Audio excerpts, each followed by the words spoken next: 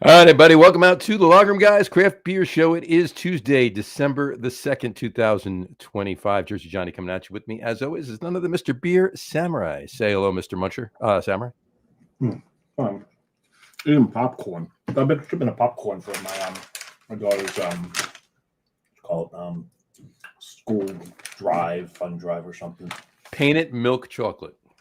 Yeah, they got really what you call it? Clever names for them. I can't remember the rest of them right now, but your stuff's actually pretty good. Very nice. Like big. Oh, that's very nice. Very nice. Yeah. I like that stuff.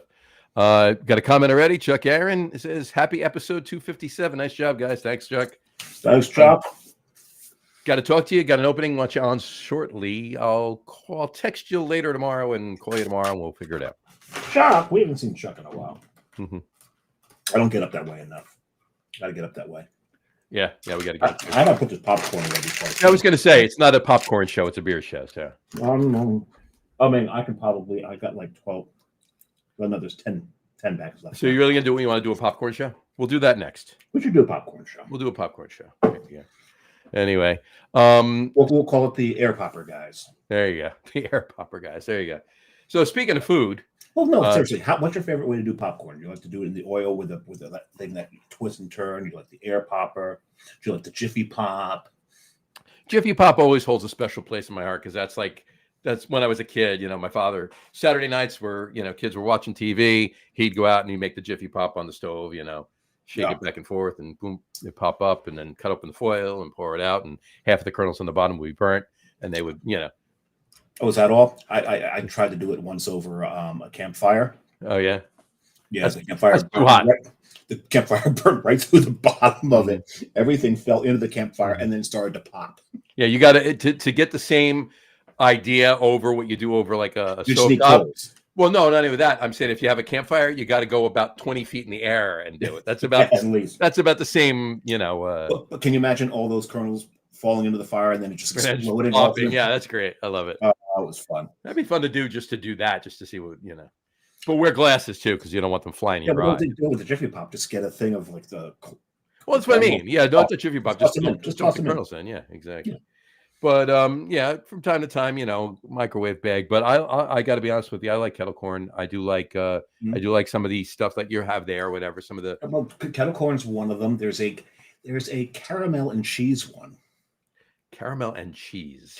Believe it or not, it's actually pretty good. Well, it depends on the cheese, right? Yeah, I think it's cheddar cheese.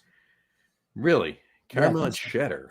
So there's a white cheddar cheese. There's a normal cheddar cheese. I could see like with a caramel and smoked Gouda. How would that be?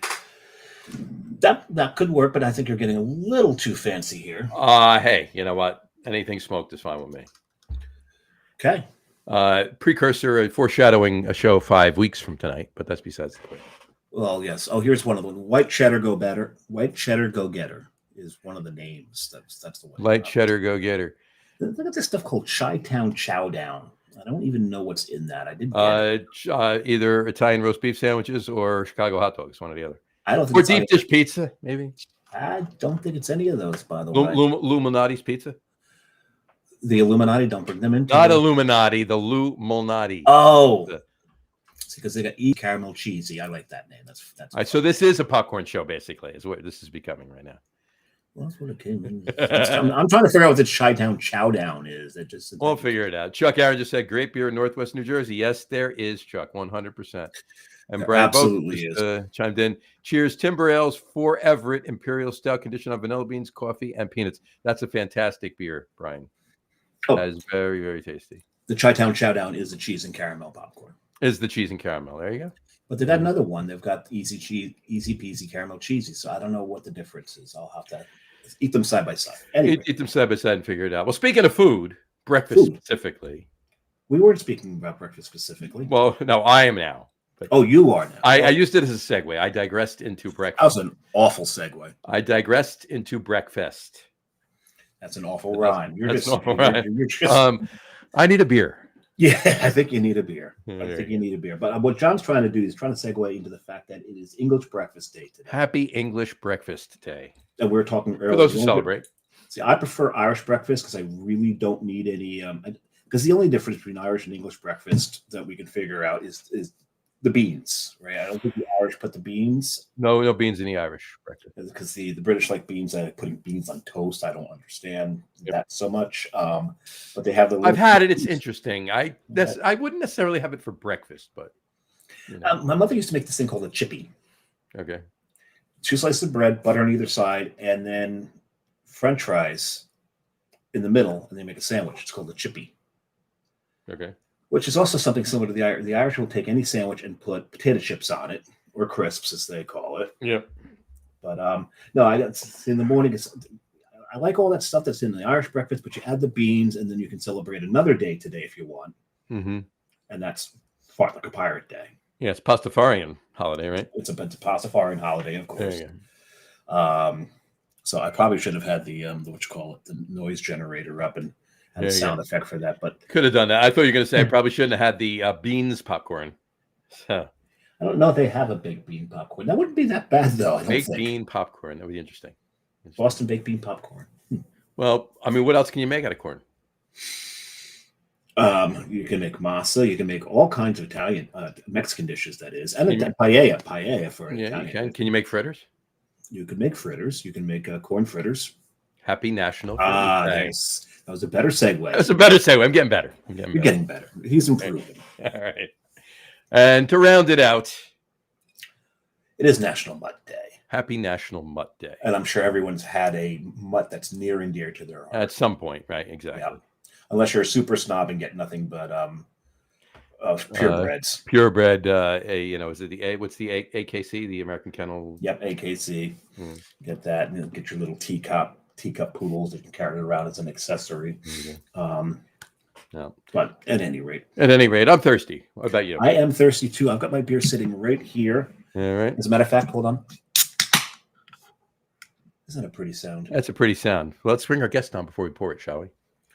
I'm leaving it right there. My glass is right over here. The beer's over there. Please welcome. And the guest is right there. Please welcome to the show, Eric McGowan from Pallet Brewing. How are you, Eric?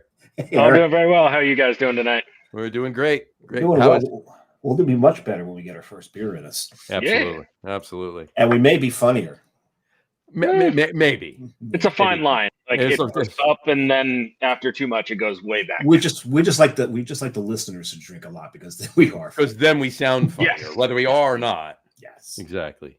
Yeah. So there you go. So welcome to the show, Eric. I appreciate you coming on. Excited to be here. Eric's making some great beer up in Maplewood, New Jersey. He is. Just off exit 142 off the Garden State Parkway. Mile-ish. It's I don't know, just off. Yeah, about a mile from the parkway. From the Parkway, yeah. Yeah. Well, I mean, pretty just compared to a lot of other places that are off the Parkway, it's pretty much just off the Parkway. Yeah. Well, this is true. Right. Exactly. Because there's things that you can see while you're going down the Parkway.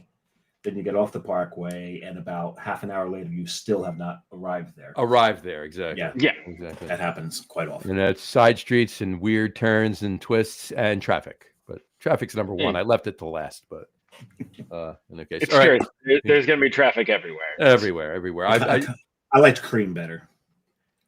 Traffic. Yeah, Cream was a little bit. I like Traffic. I mean, Steve Winwood. I did, but I liked it was Cream good. better. It was good. It took me a little bit. That's a little older than my most music references, but I got there. I got there. That was meant for John and Brian, Bulk and Chuck and all those old farts. Yeah. And we all fart like pirates. My parents raised me well. I'm very familiar with that era of music. There you go. There you go. It's very good. You make it sound so long. It was. It was long ago. It was long ago. Well, let's put it this way: when Traffic was in their heyday, Dave, we were babies. All right, so we're talking half a century. A century. Whenever people say like 2000, I was like, oh, that wasn't that long ago. Like that was fucking quarter century ago. Almost more than 25 years ago, right? Yeah. Yeah, Y2K was 26 years ago, and they ended on. Remember that scare that all the computers were going to turn Everything's off? the whole world's going to go dark. Oh no! But I loved it too because everybody was watching TV all day, and this place is celebrating New Year's, and this place is, and nothing goes off, right? But then when it's their turn, they're worried. It's going to happen here. there was a huge behind the scenes, like massive renovation of a lot of code to make everything like work. Oh, yeah. So it was like not overblown, but like it was the only reason stuff didn't go bad was because there was a lot of work done. They got a lot of work done. Well, they had to change all of the years to 4-digit years. Yeah. Because everything had been set up as 2-digit years. And that's why it was going to shut down. At the party I was at, I was standing with nobody realizing I was standing there right next to the overhead lights. And as soon as everybody said Happy New Year, I just flipped the switch and turned them on. They're like, what? Nice. Our grid's gone. Yep. Oh, well. It was pretty good. Anyway. All right. Beer. I'm thirsty. Eric, what are you drinking? I've got one of our Oktoberfest beers that we did. This is Gelb, our Fest beer. Very nice. Very nice. Yeah, we did 2 Oktoberfest beers. We did a Fest beer and a Marzen. And yeah, like we're a little past Oktoberfest season, but still tasting great. So doesn't mean that the beer's bad. And I know enough German to know that means yellow. Yes. Hence, like leaning into some of our things at Pallet. All of our kind of beers are like grouped into colors, yellows and like yellowsy browns are kind of our lagers. So when we did our first German lager, why not just name it German for yellow? Gelb. I decided to go a little darker. Hell yeah! This when I was sitting there and I took one sip of this blew me away. This is a fantastic fucking porter. Thank you. Absolutely love this beer. You've now. I've always thought that one of the best porters in the country is brewed in New Jersey, and now 2 of them are. The John knows which one I'm talking about. Up in Manskirt, People's Porter is just. This kind of reminds me of what I love is there's teeth to this thing. Yeah, I haven't had People's Porters, but Joe makes some great beer. Joe does make great beer. He does. Yeah. Good thing is this is Cheers, boys. Cheers. Cheers, John. What do you got there? I went German too. Unfortunately, I don't have any palate. When I was sitting there, I'll tell you the story in a minute. I'll show you what I'm drinking first. Beer Tree from New York. They brewed an alt beer. Beer Tree. There's a lot of juicy. There's a lot of juicy hazies out there from Beer Tree, but they brewed an alt beer too, and it's got an untapped award too. So I had to grab this. Were you saying? Do I like alt beers? No, not at all. They're good. So cheers. Cheers. This is the last pallet I have in the fridge. We bought a couple of 4-packs home, and this is the only one that's left. Come on by. We'll fix that pretty soon. Yeah, I gotta get by there. Definitely gotta get back there, and also try some of the restaurants around you. Yes, definitely. We got a lot of great food around us. We are real lucky to be in like a nice little corner of Maplewood, especially if you like red sauce, because we got 2 great pizzerias and then an Italian like pasta and sandwich shop. Very nice. I like Italian sandwiches. Very nice. Porterosa's Italian sub is it's incredible. It is a $16 Italian sub, but my God, it's so good. Hey, I've been to some pizzerias, no names mentioned, but I've been to some pizzerias that'll make, if you want just a typical Italian, ham, salami, provolone, lettuce, onions, tomato, blah blah blah. It's super flat bread, nondescript bread, the cheapest cold cuts you can get, and they're still charging $18 for the sandwich. Yeah, no, so, Porterosa, they do it good. Matt, and everyone else over there. They're making some really, really good food. Very nice. Now we're talking. Now, when you say an Italian sub, you're talking about a typical like a ham, salami, provolone, or are they making some other stuff too? Are they putting capicola on it, or it's like 3 different meats, 2 different cheeses, and then I usually get the spicy Italian with like a spicy pepper spread they put on. Nice.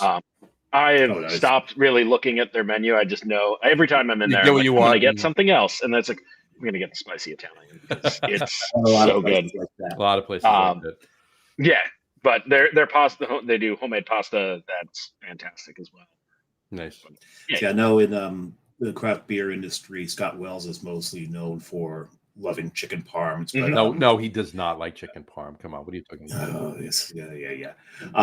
But he likes it with the what you call it, sauce on it, vodka sauce. Yeah. I like them. I like them pure. I like them with the red sauce. And I like it with vodka sauce. I like it with red sauce better, but I do like it. I do occasionally like it with vodka sauce on. It's a chicken farm. It's gonna be good no matter like what kind of tomato sauce you have on it.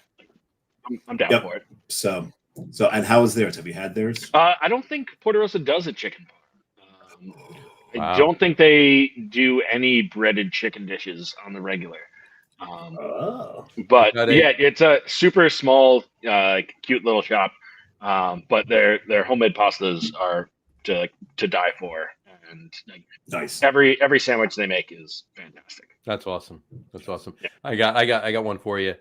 You ever have marsala and red sauce combined? There's a couple of dishes that are like that out there. I think interesting. It's not. I'll try it. Savoy, it's something else, but it's marsala and red sauce combined. Try that on a chicken parm. Sure. Interesting. It's interesting. It is pretty. It's different. It's a whole. You would think, all right, yeah, you could taste the marsala in it, you could taste the tomato sauce in it, but together it just comes up with this other flavor, and it's pretty interesting. Anyway, so what I was going to say about beer, I'm sitting there when I went in. I told you the story, and I'm sure Mike told you the story. The Zwickel you had, fantastic. Oh, the Zwickel was fantastic. Please brew it again. We'll have that back next year. That was Dune, one we opened with, and I mean, I love Zwickel beers. They're real fun. Just an unaged lager that like skips the whole lagering tank. It's so good, so good. Yeah. But so I'm sitting there. We had a bunch of our friends show up before either John or I got there, and I think every single one of them just raved about this Zwickel. Sweet, so good, everyone. But so I sat there, and it was the first one I had, right, and it was also the second one I had. And then I had that's a ringing endorsement right there. Then I had a pewter, and while I'm having the pewter, I'm talking to Mike, and I said, "Oh, I got to get a couple of 4-packs of this Zwickel to go." He said, "We're out." I'm like, "Yeah, you're killing me." He says, "He goes, but one of the early ones. We at first did not can enough beer. We were only canning like 20-30% of every batch, right? And we very quickly realized that our cans were outpacing our draft sales. And it's like, oh, cool, let's pivot, start canning some more." Yeah. But those first couple batches, we ran out of cans sooner than we would have liked. Well, that's a good problem, right? Yeah, that's a good problem to have. So he said. So Mike looked at me and says, "But we do have one 4-pack of pewter left." I'm like, "All right, I'll be taking that when I leave." So I haven't finished my pewter, and then I had a couple IPAs. I went to IPAs, and then before I left, I had to have one more Zwickel. So I had another Zwickel, and I'm sitting there, and I'm like, "All right, I got to get out of here." And let me grab the pewter. Somebody had bought it. Oh no! Oh man! It's what you get for waiting. Well, in 2 weeks we're canning a Baltic porter. Yeah, I'm looking forward to that. Onyx. It's like 8.3%, sitting in the lager tank right now. We'll be busting that out, and it's tasting real good. I'm very excited for that to come. Nice. All right, so before I think the other beer we brought home is Canary, and that one disappeared in no time. I might know somewhere that you might be able to get some of that right now. Really? Yeah. It may have just arrived today. Yeah, I think it did. Really? All right, before we get any further, let's jump back a little bit. The first question we ask every first-time guest on the show. To the best of your recollection, what was the very first craft beer you ever had? Had or liked? Because I distinctly remember you can do both, but it's had. It's definitely. I remember my brother coming to visit my freshman year of college. I was like 18. He was 21. Came to visit, brought a 6-pack of Anchor Steam, and I took a sip, and I was like, too much flavor. I don't like this. And like went back to drinking Keystone. So that is like burned in my brain as like the first craft beer I had tried. But I think like the first craft beer I liked was probably like Saranac Pale. I went to school at Colgate in Central New York. Saranac was 30-40 minutes away up in Utica, and like every bar downtown had Saranac on. And Saranac Pale, this was like the time where at happy hour you could get 2 pitchers of Saranac Pale for like $8. Nice. And my buddy Bob and I would go every Friday for happy hours, 2 for 1.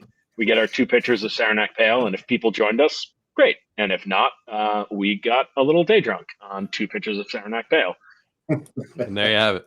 For $8. For $8. Gotta love it. Not bad. Not bad at all. What was the first brewery you ever visited?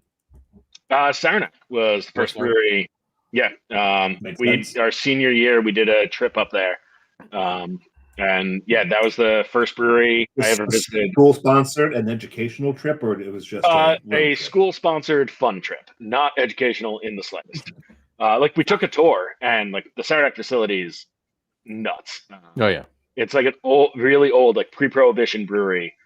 So a lot of stuff is still gravity fed, and it is just a huge, massive facility. FX Brewing, and it's now they've like engineered the bejesus out of it, but still the bones are there from like the pre-prohibition times. In beautiful Utica, New York. Beautiful Utica, New York. Dinosaur barbecue right there as well. It's great. Spent some time in Utica years ago. I won't say how many, but years ago. I've never been to the Finger Lakes. Yeah. Well, it's pretty east of the Finger Lakes. Yeah. East. Well, you got to go through the Finger Lakes to get to it. So. No. And if you're coming from Buffalo, yeah. Oh, east of it. Yeah. I went Buffalo, you got to get through there. Utica is about halfway between Albany and Syracuse. Okay. A little bit closer to Syracuse, but in the middle. So you got to go above the Finger Lakes. Mostly east. Mostly east. It is above the Finger Lakes, but east of above the Finger Lakes. Right. Yeah, the way I described like where I went to school, Colgate is like if you throw a dart at the center of New York State, that is there. And like in beautiful Hamilton, New York, there's not. It's central New York. It's rural. What if you're really bad at darts? That's true. That's a good question. Yeah. Good question. So if you're really bad at darts, throw a dart at Buffalo, and it should land in Colgate in the center of New York. Yeah. Or if I throw a dart at Colgate, I'll find Utica. Maybe. That's it. That may work as well. Probably. That may work as well. It reminds me of actually when I throw darts, the people behind me are at risk. Like the classic like Douglas Adams bit from the Hitchhiker's Guide. The trick to flying is to throw yourself at the ground and miss. And miss. Yeah. So yeah. You have whole school to divert you just before you hit the ground. Just before you hit the ground. A naked woman runs out from behind a bush. Yep. Anyway, don't get me started on Hitchhiker's Guide. Yeah, that's great. We'll be here all night. Love to find a fellow traveler. And Dirk Gently's as well. I can never ever see people trying to move into a house with a stairwell and not think of the couch that was stuck in his stairwell, and the micro, what you call it, not black hole. Was it micro black hole? Micro black hole that allowed it to be stuck like that. I didn't get that into Dirk Gently. Sorry. Hitchhikers, I can talk all day on. Mm-hmm. Yeah, I've only read it about 18 times. Only 18? I think only about 18. There you go. All right. Before we as a good father, got my son's help. There you go. Sweet. There you go. All right. Before we go too far off on a get on with it style tangent, an Adamsian tangent. An Adamsian tangent. There you go. Let's dial it back. At what point in your drinking career did you decide that, you know what, this industry is for me, this is what I need to do? So I got into homebrewing when I was volunteering in West Virginia. Right after college, I really had no idea what I wanted to do. Majored in religious studies at Colgate because I enjoyed the classes, and I was like, I'll figure out like what I'm going to do with this degree later. But volunteered at a Catholic home repair nonprofit down in West Virginia. And one of the guys I lived with was into homebrewing, and he was like, "Hey, like, do you want to hang out while I do this?" Very quickly realized that there is no hanging out while people are homebrewing. Like, you get drafted into helping immediately, and I was like, "Whoa, this is really cool." And like, just like brewing, like that first batch beer we brewed, not great, but it was like trying it. It's like, I made this. This is really cool. This is fun. Like, I love doing home repair, like working with my hands. Like now, like doing this brewing is like I made this with my hand, and then now I get to drink it. This is great. And like a house. yeah, just fell in love with home brewing. And when I left West Virginia, I knew I still didn't quite know what I wanted to do, but I was like, I'm really enjoying this brewing thing. Like, let's see what I can do. I applied to every job I could find at every brewery I knew of in New England, which is where I wanted to move back to. At the time, that was like 5 breweries because this is 2012 and I didn't know a whole lot. Got a part-time tour guide gig at Harpoon. So I moved up to Boston. Nice. To be a tour guide at Harpoon. Didn't know much about the craft beer industry at the time, just knew this is something I wanted to do, wanted to get involved with, and just kind of off to the races from there. Wow, that's awesome. And this was around 2012 that you're a part-time tour guide at Harpoon? Yeah, it was at Harpoon in 2012, like 12 to 14, like moved into full-time when they opened their beer hall, because I started working there before Massachusetts. You could not come to a brewery and order a pint of beer. You could only like do a guided tour and then have like a tasting. Have a tasting afterwards. It was Jersey at the time. Yeah. I was at Harpoon for many of those, and like because there was the tasting room as it is now. There was a smaller tasting room in back after the tour you were in there for the tasting, right? And it was like what, like 10 or 15 minutes at the end, and taste what you want for that 10 or 15 minutes. Just people going absolutely nuts, just pounding 4 and ounce I would park myself right at the bar in front of the taps. You and many other people. Not so many. When I was there, everybody would get their beer and walk away and start talking to each other while they were sipping on it. I'm like, I'm sitting right here and drinking. I'll do that later. So, one of our best bar backs when we opened, like we got to know this guy Corey because he would come every Friday for a tasting. So during the week at the time they didn't do tours. It was just like guided tastings, which was 45 minutes of all you can drink. And Corey would show up every Friday and station himself like right at the corner of the bar. And then as soon as we were like hiring for the beer hall, like we're just like, yeah, absolutely, we're going to bring this guy on. Like he loves our product, knows everything about it. Like, let's do it. That's great. That's right. Yeah, I love that. Yeah. Make him work for his beer. He's got to work for his inebriation, of course. Absolutely. All right, so you're doing that from 12 to 14 or 15, and then jumped over to night shift in 2014. Really, like, kind of figured out that I wanted to get onto the production side of life. I loved working in the tap room, but I knew, like, long-term career-wise, I wanted to be in production. And like, honestly, that was not going to happen at Harpoon without prior experience. Right. Like, I could have like jumped onto the bottling line for like a year, and then maybe onto the kegging line, and then maybe into the cellar. Right. So I jumped over to Night Shift Brewing, who were just like really expanding at that time. They had just moved out of their old like murder closet location and onto their spot on Santilli Highway. Yep. And it was one of their first hires in Santilli. Was bartending and then volunteer brewing there. Back when volunteer brewing was still a thing. Right? Yeah, exactly.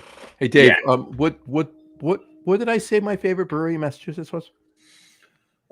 There's an owl logo or something. Something like that. That could be Night Shift, baby. Dark Owl? Was it Dark Owl? No. Was late work? Something like that. Yeah, something like that. Right? Yeah.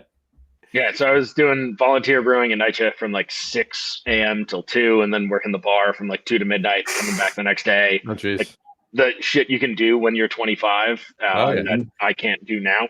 Were you living in Everett? In Cambridge. In Cambridge. So, in Cambridge. So it's like a half-hour bike ride. Not too bad. Did you know Red Bones? Oh yeah, Red Bones, Underbones. No. All the Harpoon brewers absolutely like live on Red Bones. That is their go-to spot. The best dessert ever was at Red Bones. Yeah. The white trash sundae. Do you remember that? I don't think I ever really stuck around for dessert. Dessert was like going down to Underbones and like pounding more beers. That's probably the better way to do it. Yeah, this is true. So that's great. Yeah. Now, and on that note, really quick, we're still at night shift. Probably around that time. Like, how long were you at night shift? 2014 you started there, then 14 to through the end of 2018. okay. So at Yeah. some point while you were there, there was a Zwickel that you brewed. Oh yeah, Kel. Kel. Yeah. It was fantastic. Loved it. Yep. Loved it. Brought Yes, me literally too. drank it. Had a couple at the brewery. I'm like, I'm taking 3-4 packs of this home. I'm sorry. Yep. Yeah. So Dune is kind of modeled off Love it. what I remember of Kel. Kel was not my recipe while I was there. That was the head brewer Joe came up with that one.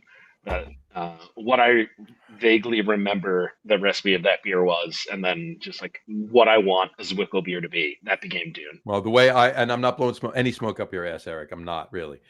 What I remember, how I remember loving Kel, what I remember of that beer, because it's been quite some time that I had it.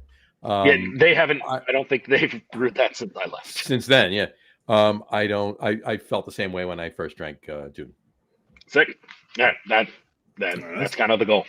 There you go. Yeah, night shift was great. Was there for a number of years. Like, got my teeth doing shift brewing. Got to make a couple recipes there, but then started dating a woman who's now my wife. She was living in DC. I was in Boston, and I would say like she won the battle, but like I volunteered to move down. So moved down to DC in beginning of 2019 without it and knowing anything really about the DC beer scene.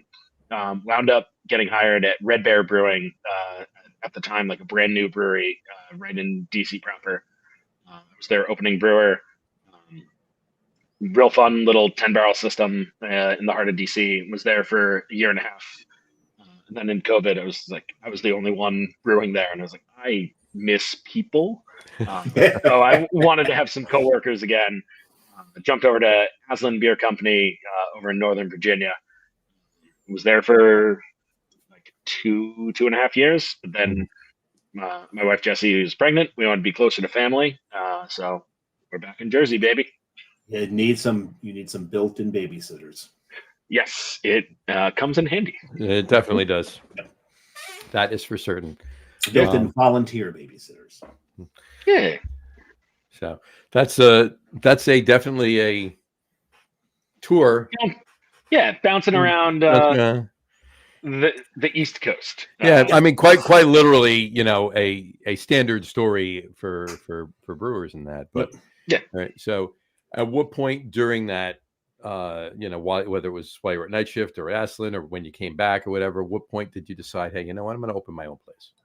I don't quite remember exactly. Definitely while we were in DC, my wife and I started like actually planning. Before then, it was like, yeah, I want to run my own spot. And, like, that sounds fun. But while we were living in DC, we kind of like actually started like putting pen to paper and like figuring out what we would need, like how we would want to do it. I did not really see myself living in the DMV long term. So I was like not really committed to doing something while we were there. I just wanted to move like further north. And when Jessie was pregnant, she was like, Jersey? I was like, Jersey's north. I'm in. So as soon as we moved here to Maplewood, we immediately started like looking around for places. That's when it became like serious that we wanted to open up Pallet. Gotcha. Awesome. That's awesome. Where does the name come from? A little bit of my wife and I were tossing around like names that I don't even remember now. And like everything was taken for a while. Like there are a lot of breweries in the States. Like there are a number of names that we threw out that were taken. There used to be, I'm pretty sure it's inactive now, this like joke brewers Instagram account called Nice Pallet, where people would just submit pictures of good looking pallets out in the world. I definitely submitted a couple like a big thumbs up on there, like nice pallet. And then like my wife was an art major in college, so we were like talking. It was like, oh, palette. We got like the wooden palette, then we also had flavor palettes, color palettes. Like, hey, maybe there's something there. So that's kind of how we decided on palette. So now we got all of our beers like in color schemes, and yeah, we're palette. There you go, palette. Cool. There you go. That's awesome. Thank you. Huh? What you Well, we got a couple of comments. Let's get them real quick. Brian Boak had said, Peddler's Village has a great popcorn shop with a great variety of. Back to popcorn chat. Something. I'm assuming He meant it's popcorn. popcorn. Yeah, there's actually a place not too far from Peddler's Village in New Hope. That is right on the main drag coming up over the bridge from Lambertville. As you're going up the hill towards Peddler's Village, on the left-hand side, there's a really good popcorn shop there too. Nice. Then we have, I don't know who this guy is, Mike Schaefer. Who is that guy? Oh, You heard of him? I don't know. I don't know who that is. Who could that be? You can make a nice corn lager with corn, just like Pallet Brewing Company does. What we may have some show and tell here. Yeah. Thanks, Mike. It's right there. There you go. Wow. Look at that. Look at that. How did he know? Maze, our new corn lager. That is amazing. Oh man, that brings me back to the years of Crayola. There you go. Yeah. It's one of my favorite colors in the God, what I have to 128? I had the 128. 128. Yeah, the 128. You know, the one with the sharpener on the back. The sharpener's on the back. Yeah, exactly. Yeah. Exactly. 32, 32 and 32 and 32 and 32 and yeah. Yep. So anyway, 432s. 432s. Exactly. Is it ironic that like bits and bytes and megabytes and everything else are counted the same way crayons were? They started 8s, and so did crayons. So did crayons. Yeah. I wonder. It's a convenient packaging. Exactly. You might be You get a nice little mix of color. Exactly. And everything doubles. 8 to 16 to 32 to 64 to 128 to 256 to 512 to 100, 1024. That's math, baby. There you go. Y'all wait a second. Yeah. John. I'm sorry. I counted. I didn't add. No, you were doubling. That was math. But I was only counting. We don't allow math on the show. Are we not allowed to do math on the podcast? No math on the show. No politics, no religion, no math. That's it. That's okay. Brian also said. Well, I broke the rule last week, so. Did you? See, no show goes by where I don't get to offend Brian in some way or another. I guess I'm a dog snob. As a child, had a toy miniature poodle, now a miniature dachshund, and we know his miniature dachshund. Yes, we do. Beautiful dogs. Absolutely. His doesn't like us that much. My dog growing up was a purebred black lab. We got him from the Seeing Eye, and like as a kid, I did not realize like how great that was. That this dog came to us like fully trained and just like the nicest, most kind dog in the world. I was like, we don't have to do anything, and now we have like a pitty beagle mix who I love to death and is a little bit of an asshole. Willful. That's it. Yeah. That's Chewy, he's an anxious boy and doesn't like seeing other people out on the street. He's like, buddy, like people are allowed to walk down the street. He's protecting you. That is the nice way of putting it. That's a nice way to put it, right? Yeah, he's just an anxious boy. But he's my boy. I love him dearly. So Ethan Reisam. Ethan Reesum, 7358. McGowan. There he is. Ethan. I like the lion. And then Mike Schaefer said, snooze, you lose, Big John. He's talking about me buying the missing out on the pewter. The pewter. Pewter, yeah. Then Brian Boak said, we'll catch up here. He was rich to have the 128 bucks. There you go. My grandfather had a pretty good job, made pretty good money, and so we got spoiled. You got spoiled with 128 crayons. Yeah, you should have seen Christmas. You should have seen the den. It's not like they put the gifts around the Christmas tree. They filled the room. Filled the room. There you go. The room was filled. Gotta love it. That's crazy. And Mike Schaefer said, Pallet should sell 128 packs. Now he's talking. All right, Mike, do you want to carry those out? You want to sell those out in the world? Yeah. And just like the 128 pack of Crayolas, they need to be color coded. I'm sure you can do that. There you go. Yeah. So corn lager. Corn lager. That's maize. Maize. Yeah, we brewed it. That looks amazing. Thank you. Brewed it with hey, I said that already. the brewery out of Peru. My Spanish is terrible. The brewery of the Sacred Valley of like Cerveceria de Valle Sagrado, I think it is. They're in like the Cusco region of Peru, way up in the mountains. But their owner is originally from New Jersey. Wait a second. And That beer's not a chicha, is it? no, You so didn't all sit in the brewery chewing corn and spitting into a bucket. not quite. But we brewed it with like 150 pounds of purple corn. That unfortunately the color did not translate over very well. A lot of the color like dropped out into the yeast as we were dumping it. But a really nice corn lager that definitely like has fun, different flavor than a lot of our other beers here. And that's very close to maize in color. Yeah. Yep. Cerveceria. Cerveceria. Cerveceria del Valle Sagrado. Yeah. There you go. It's on your CPL. There you go. Anyway, that's awesome. I'm looking forward to that. And then Mike gave you 3 thumbs up. He'll carry them out. He said it. There you go. There you go. All right. Sounds good, Mike. And then Brian said, didn't PBR do a 99 pack? Yes, they did. They did indeed.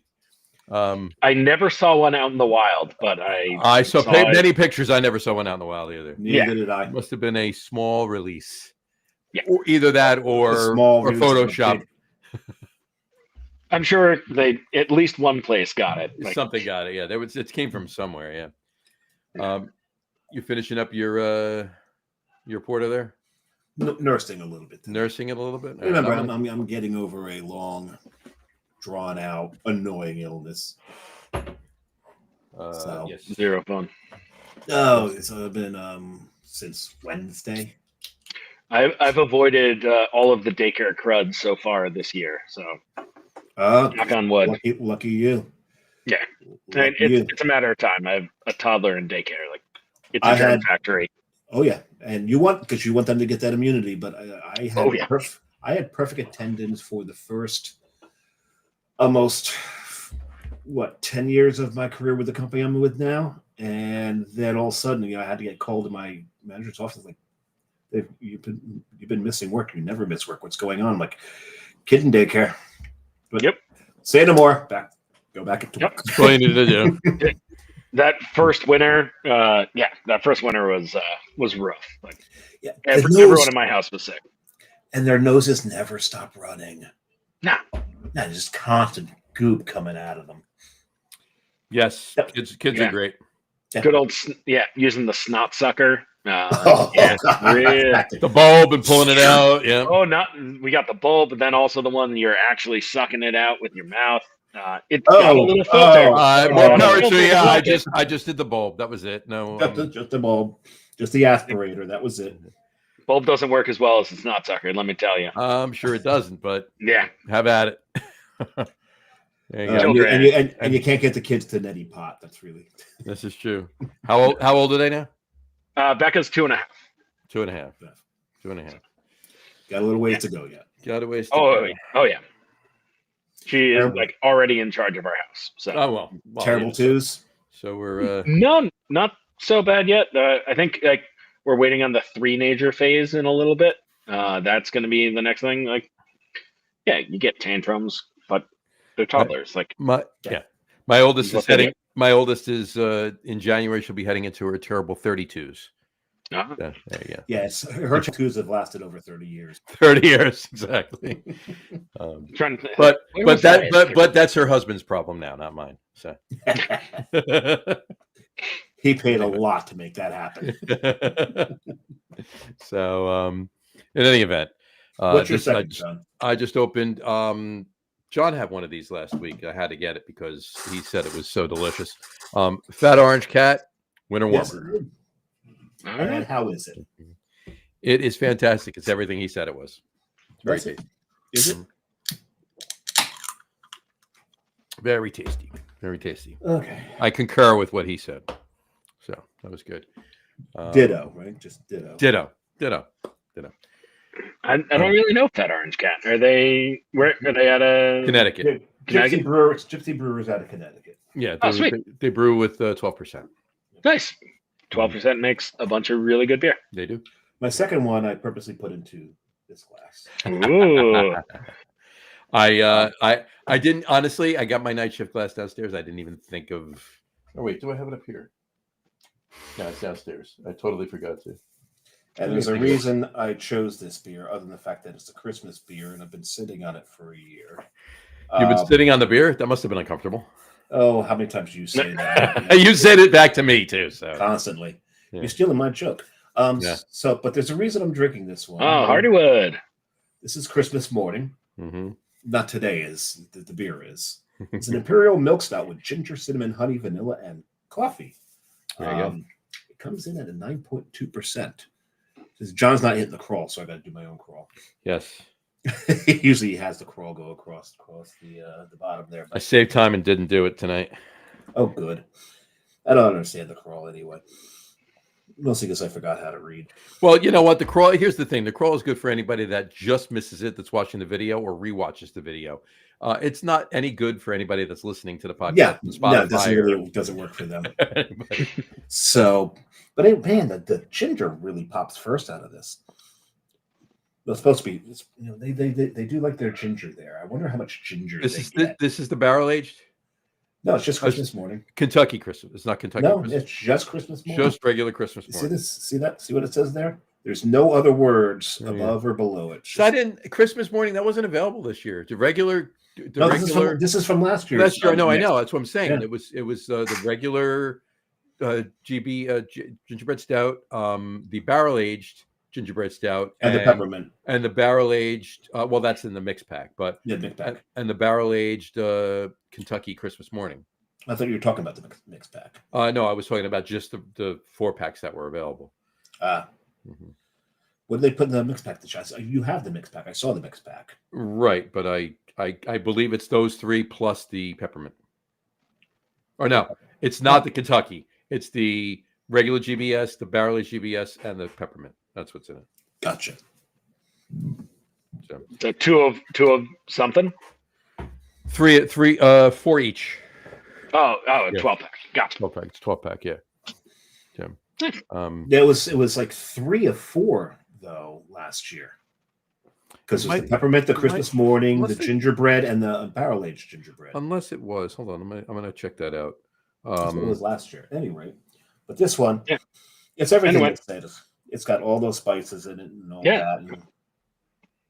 Yeah, Hardywood makes some really good stuff. So I'm not surprised that a year later that big boy is still tasting great. Oh, they make really good. I love their, especially their stouts. Yeah. And if you go to the brewery, the pizza's not bad either. I have not eaten there. But... Did eat there, had the pizza. Being from this area, when I say it's not bad, that's probably a rave anywhere else. Yeah. Because they're down in Virginia, and what do they know about pizza? It's 3 cans each of gingerbread stout Christmas morning. What you have there? No, this is mine. They can't have it. I've already opened it. Fluffy GBS. Fluffy. That's the one with the marshmallows. Hard pass. Hard pass on that for me as well. Yep. And the chocolate peppermint stout. That's a damn good beer. And I don't particularly like mint beers. There's only 2 that I really enjoy. That one and Fat Mints. Fat Mints? Yep, from Southern Tier. Southern Tier, not Thin Mint. No, they're called Fat Mints, aren't they? Because it's a take on the Thin Mint. Yeah. And you can't call it Thin Mints because the Girl Scouts. The Girl Scouts have it. Yeah, exactly. Oh, and they can be nasty. They will tear you to shreds. They will send a troop to your brewery. Well, now hold on. And am I wrong? Will wake up in a tank. Well, not wake up in a tank. No, wake up in a tank. Am I wrong? Didn't they get rid of the Girl Scouts, Boy Scouts? It's just Scouts now, and they're all Girl Scouts still is Girl Scouts. Yeah. Boy Scouts is now Scouting USA. Yep. And girls can join Scouting USA. Yes. So Girl Scouts has their own thing. Right. Yep. And they can also join the boys. Yep. Yes. Girls are welcome to join Scouting USA now. Like like back in my day of scouting, like girls could only join venture. You could have a venture crew, which is like for like 16 plus. Right. Like girls could join venture and be technically part of the Boy Scouts. But now, Yeah, big deal, because there's other things that they could do. They got involved with fire departments and police departments and rescue squads and EMS, and that was the venture program. Yeah, and they could be involved on the scouting level with those departments. with ventures. Yeah, But yeah, because I was on a couple volunteer fire departments and rescue squads and everything else. We had, and it was 15, not 16. 15. Oh, 15.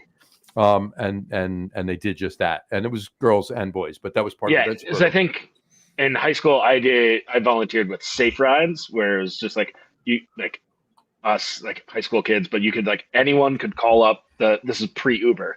You could just like call up and like we would give them a ride wherever they needed to go, no questions asked. So we got a bunch of like drunk high school kids calling us up looking for a ride home. It's like, great, please don't drive drunk. But technically our like town's Safe Rides was a venture program. There you go. So, interesting. Everyone in that was technically a member of the Boy Scouts. Like I already was, like both my brother and I did Scouts, like did Eagle, all that. Oh, what was your Eagle Scout project? I redid a courtyard at my church, kind of like the classic. So our church used to have like a live-in rectory where the priest lived, but then when they converted it to a school, this one courtyard was just kind of abandoned and like overgrown for about a decade. So went in with a bunch of volunteers and ripped out everything that was old and overgrown, kind of cleaned up all the pavers that were there, put in some new ones, and planted some less invasive and overgrown trees to kind of make maintenance a little bit easier. Very nice. Very nice. Very cool. Very nice. Very nice. We haven't heard from our Italian friends in a while. We have not. Yeah, I just for some reason I popped in one of the shows I was scrolling through was Fabio's show. Yeah. And Paolo. Yeah. I mean, Paolo. We did a live show from Italy. Cool. About 3 years ago. It was three and a half years ago. So it was in April. Yeah. It was in April, and that was a lot of fun. Yeah, I would love to get over to Italy. My folks went there earlier this year. They had a great time. Brought back a little like Vespa magnet that now my daughter thinks the coolest thing in the world, and she just like carries it around. She's like, my Vespa. Sure, Becca. Gotta love there it. You go. There you go. I'll be there in another 5.5 months. My second time there. All right. So you opened in July. We opened in July. Yeah, we opened Pallet July 2nd this year.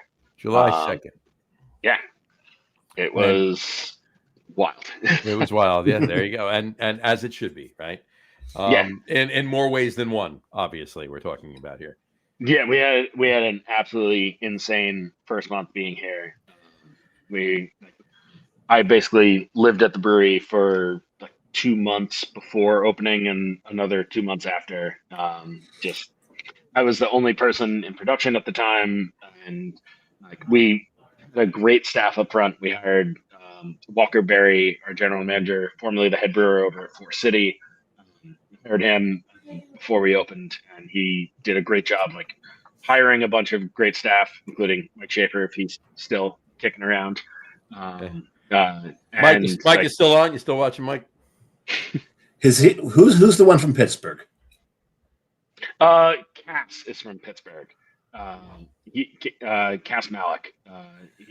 That's who served us when we were there. Yeah, he's the Pitts fan. We did have another guy who used to work here, who went to college in Pittsburgh. He went to Pitt, but Nick got just graduated from Pitt this year and left us to get a big boy job up in Boston. And he was like, hey, "Is it okay? Like, I got this job offer." I was like, "Yes, you should take you should take this big boy job instead of like being a part-time bartender." Absolutely. Please go. I hope you used a line that I've used on past employees of mine in the past. If you don't take this job, I will fire you for stupidity. Exactly. It didn't have to get that far. You should. I had to do that once. Exactly. Yeah. On that note, yeah, we opened up in July. July was absolutely insane. and like people in the town have been loving it. July, August were absolute gangbusters. Business has come back to reality a little bit, but reality is still good.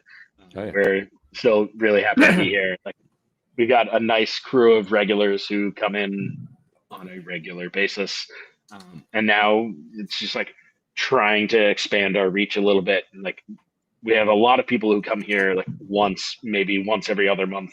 Now it's just like how many more people can we get here to be like the once every other month? Yeah, kind of spot. exactly. You got your regulars, then you got your occasionals. Yeah, and amongst that and everything else, and you supplement that with some distro and everything else. Yep.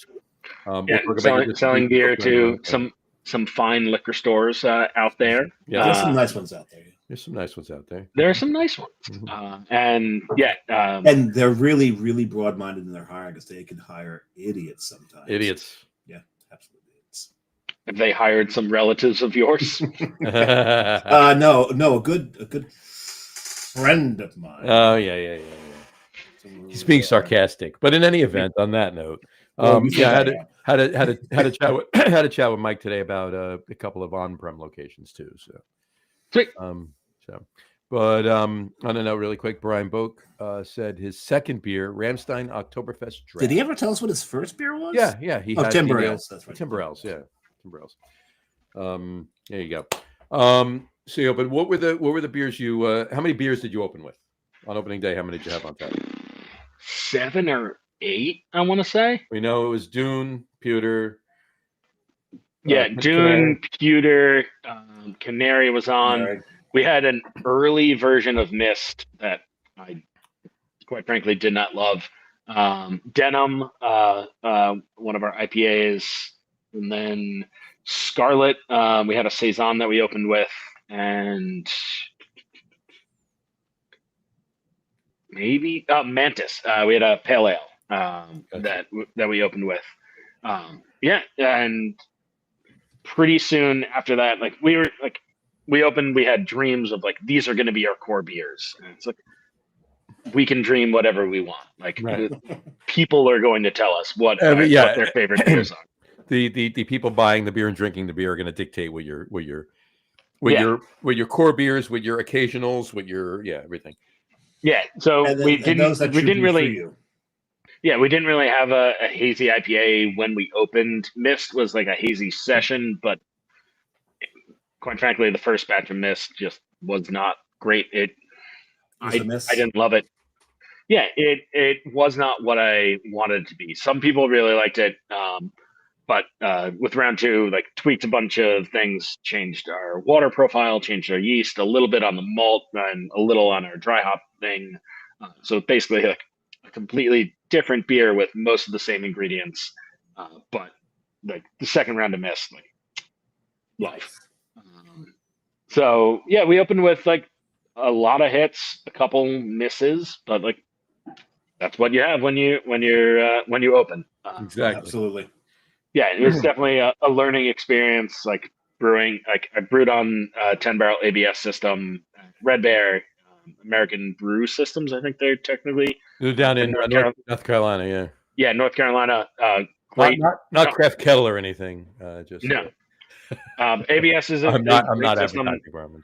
Yeah, they make a really good brew house at a really good price, and we're really excited to have that. But it's the first couple times it's a learning experience of like translating these like recipes I've kind of like developed working at places, and then a little like on a homebrew level, but then translating that into a production space. It's a learning curve on the first couple. Yes. Yeah. We definitely learned from that. Like Denim, the first batch of Denim and first batch of Mist were like good, not great.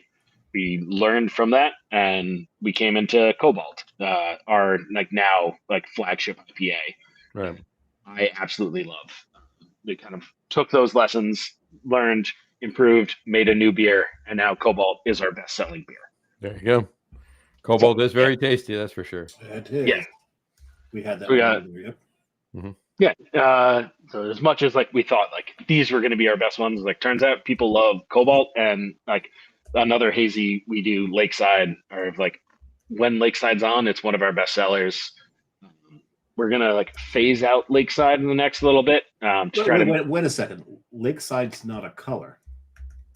No, but it's a blue-ish. Okay, I was just wondering, because everything else is very obviously a color. I mean, I know if you look at, I'm pretty sure Lakeside is like someone's color on like some paint company has a color called Lakeside. I'm sure. Yeah. Thankfully, like, I mean, anything can be a color if you like look at paint chips. Right. My buddy who popped in the chat, Ethan Reesum, like his family named their old white German Shepherd by looking at paint chips that matched their color. And that white German Shepherd was named Dune. Dune. There you go. The shade of like off-white that matched his fur. So anything can be a paint color. But yeah, we had Lakeside as a hazy that's been really selling really well. Then we're gonna have we're kind of introducing other hazies coming out. We just brewed a new one, Lapis, today. Lapis. Yeah, fancy old like bright blue paint pigment. Nice. I learned at a trivia. We have trivia every Thursday here at the brewery, and I learned from a trivia night that Lapis used to be only tradition. It's like a very expensive paint pigment. Was only used to paint the Virgin Mary. Really? It was so rare that was all it was used for in the Middle Ages. But cool. So now we've got a nice new hazy coming out in a couple weeks. There we go. Oh yeah. Now the building. What was the building before you moved in? Some sort of garage? So right before we moved in, it was used. Moon River was here, like a vintage furniture thrift store, furniture repair shop. Originally, this building, like everything else on Newark Way, was all like light manufacturing, doing like small parts aerospace kind of stuff. Oh, cool. So like I say aerospace, everyone's like, "Oh, you're building planes." It's like, nope, they were building like the very small pieces that go into those planes. So COP down at the end of the block is still doing that, but now everything else on Newark Way has kind of changed over. So our landlord and neighbor right next door, the Guten Parts and Storage, Levent, who owns that is like a car storage, but also a lot of like parts for like increasingly fancy and obscure European auto shop stuff. Okay. So my wife has some friends who are like into like very obscure like European obscure European cars, and it's like, oh yeah, Guten Parts, like we know them, we love them. Like, that is where we need to go to find our things. So yeah, that was kind of the original things. When we moved in, though, it was kind of a blank space. There wasn't much here. It was just a wide open spot. So we do have like a natural kind of like break in between our tap room and where our brew house is. So when we first saw this space, we had looked at, I think, like 4 or 5 other places before signing the lease here.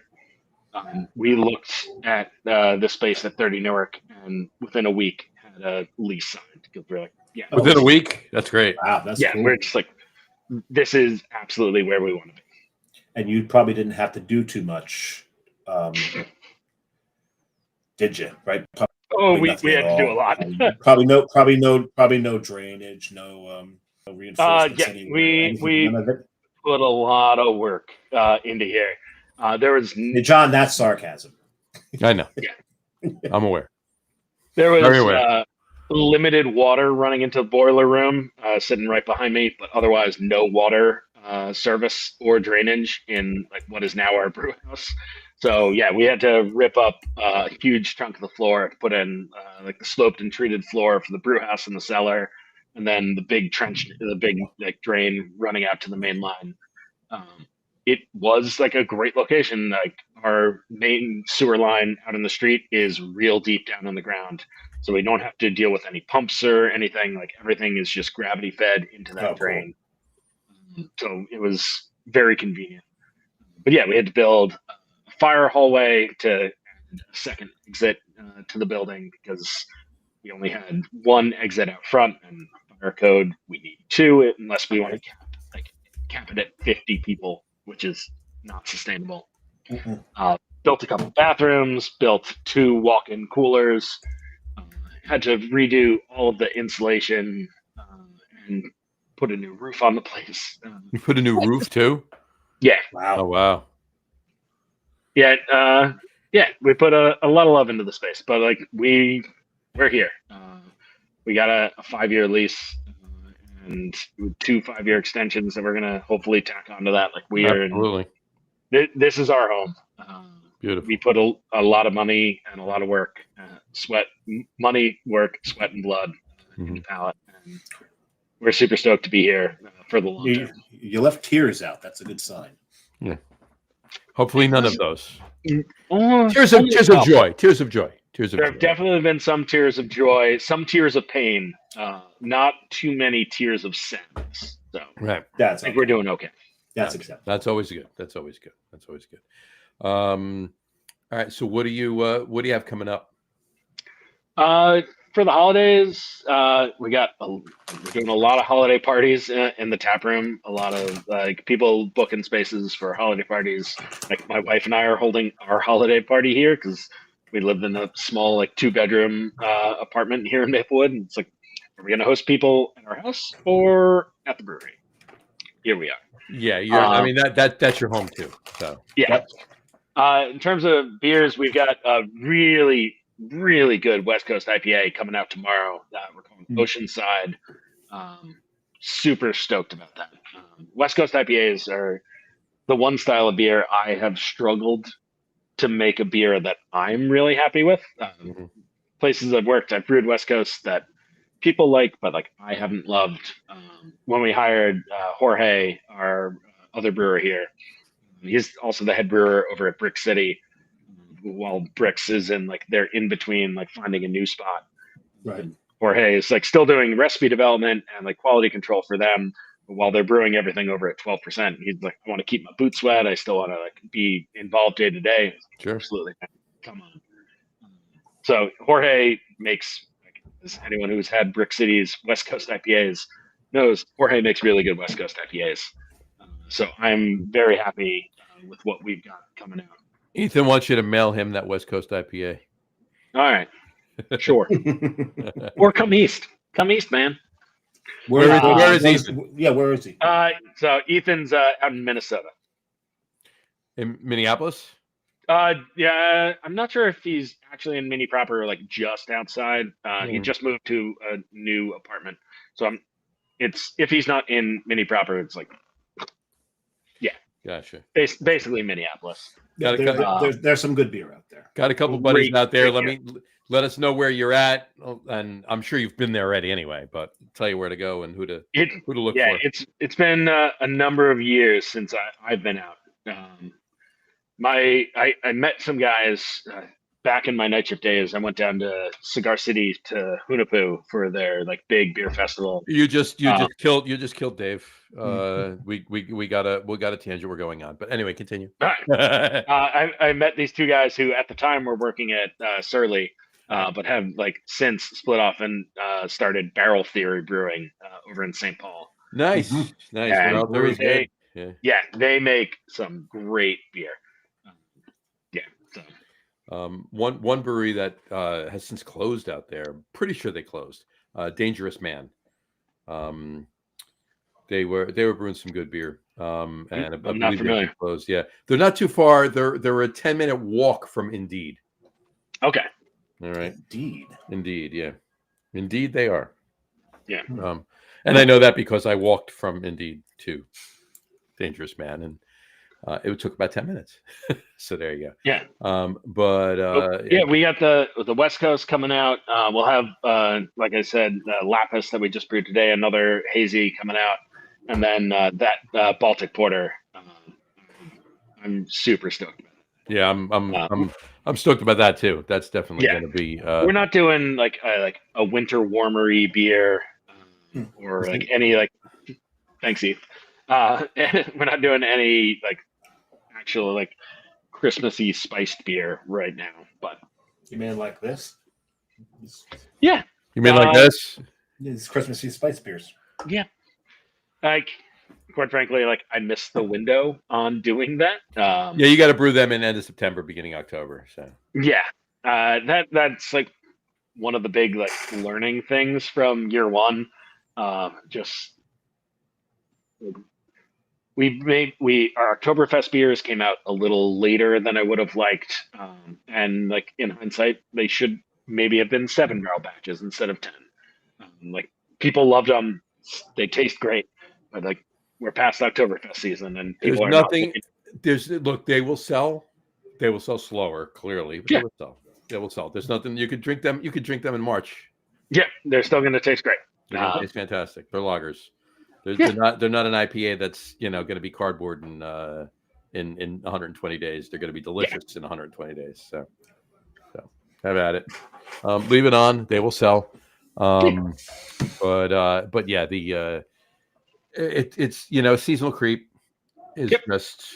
Dude, I knew it in my head and then kind of forgot about it. It's like, oh yeah, it's that time. Like we should brew that. And it's like, oh yeah, if you brew it now, it's going to be out in 2 or 3 weeks. And like, that's 2 or 3 weeks. We should have been selling it. So Right. Next year. Yeah. There you go. Next year. That's all. Just you planning for the brew schedule next year. That's all it is. Yep. That's all it is. Exactly. There you go. Any beers in mind that may or may not even at this point be on the brew schedule coming up next year, in early next year, or at all at any point next year that you're thinking about doing? We're excited. We're going to brew a coffee porter with Paper Plane coffee. Paper Plane's great local coffee company, but they're opening a huge space in Maplewood, right by the train station. Very nice. Awesome. So they're going to have like a big coffee, like a roastery here, but then also like a bar. And then they're looking at having like a bunch of other like food vendors kind of like moving in there. That's great. So we're excited to brew a beer. I love coffee porters. Coffee porters are great. I love Fantastic. them. Fantastic. So we're excited to do that. We are going to jump into the Imperial Stout craze. Because, they're fun every now and then. They're not my favorite. You gonna barrel age anything? Not right now. We just don't have the physical space. I would really love to do it. Get one. I mean, look, you do you, right? Get one barrel and release it in the tap room. Honestly, like I don't know where I would put that barrel. Really? Yeah. Oh wow. Yeah. Let it be. Let it be one of the bar stools. Yeah. I would love to, like, or two of the bar stools. This beer tastes like ass. Yeah. Oh, I would love to do some barrel aging. Like we're gonna figure it out at some point, whether it's moving some shit around or figuring out a way that we can safely put barrels in the tap room that aren't gonna get fucked with. Good like luck. right now, like the tap room is our only space, and like I don't love the idea of just putting beer out that like anyone can touch. Can play around with and Like you can put a sign up that says "Please don't touch," but like doesn't matter. In fact, a sign that says "Please don't touch" is an invitation to touch. Yeah. And I wonder why. We are an extremely family-friendly brewery. Like we're in the suburbs of New Jersey. Like we're a brewery founded by a husband and wife who have a toddler. Like we bring her here all the time. Like we have a lot of kids running around and like barrels and kids. When we were there, there was 2 kids parties while we were there. Yep. We've got a number of first birthday parties on the schedule for next year already. Which, like, quite frankly, first birthday parties are some of my favorite events to run because it's just like a party for the parents. Like, we haven't killed our child yet. Come drink. Second, third birthday, those start getting like once the kid can like run around and be mobile, like those ones can get a little weird. Mm-hmm. And I'm probably one of those jerks that when you've got that one kid that's not being supervised, running around, and finally trips and hurts himself, goes, Yeah. As long as they don't hurt themselves badly.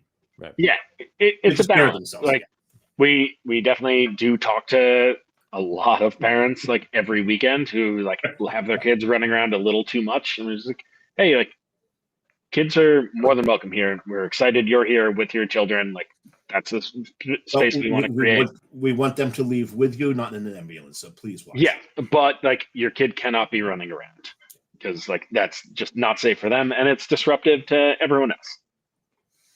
It happens. I get it. Yeah. But I think that's kind of like the big things we got coming up. Coffee porter. We get an imperial stout coming up. Just really excited to kind of like see what the winter brings and be able to kind of like take a deep breath finally and like evaluate like what we want to do going forward. I'm excited to play around with some more of our farmhousey styles. We did Scarlet, our Saison, and we did a Grisette this year as well. Nice. And our Saison was just like a clean, simple Saison. That was great. I'm excited to try to do something a little more fun with that. I would like to get into some mixed firm stuff as well. Nice. Obviously, we won't be able to can that right away. Safety wise. Yeah, I was gonna say maybe cork and cage bottle it, but yeah. But if we can do like like even at Red Bear, we did at when I was at Red Bear, like we did do a couple barrels of a mixed firm. So we had our like base beer, then transferred some into oak and did some mixed firm there. Nice. So I think before you see any like imperial stout barrel aging out of Pallet, it'll be like a mixed firm coming out. Gotcha. Brian Boak just commented. He said, "Fencing to protect barrels." Again, where? I'm not sure. I'm not sure. Does he mean like slats and slats, or a guy with a sword? Or a guy with a sword, right? Exactly. Eric, I'm not sure if you know. Do you remember Boak's beer in New Jersey? I do not. Okay, Brian owned Boak's beer. Okay, in New Jersey. Well, he still does. Well, he still does. It's just not a production facility anymore. It's his. No.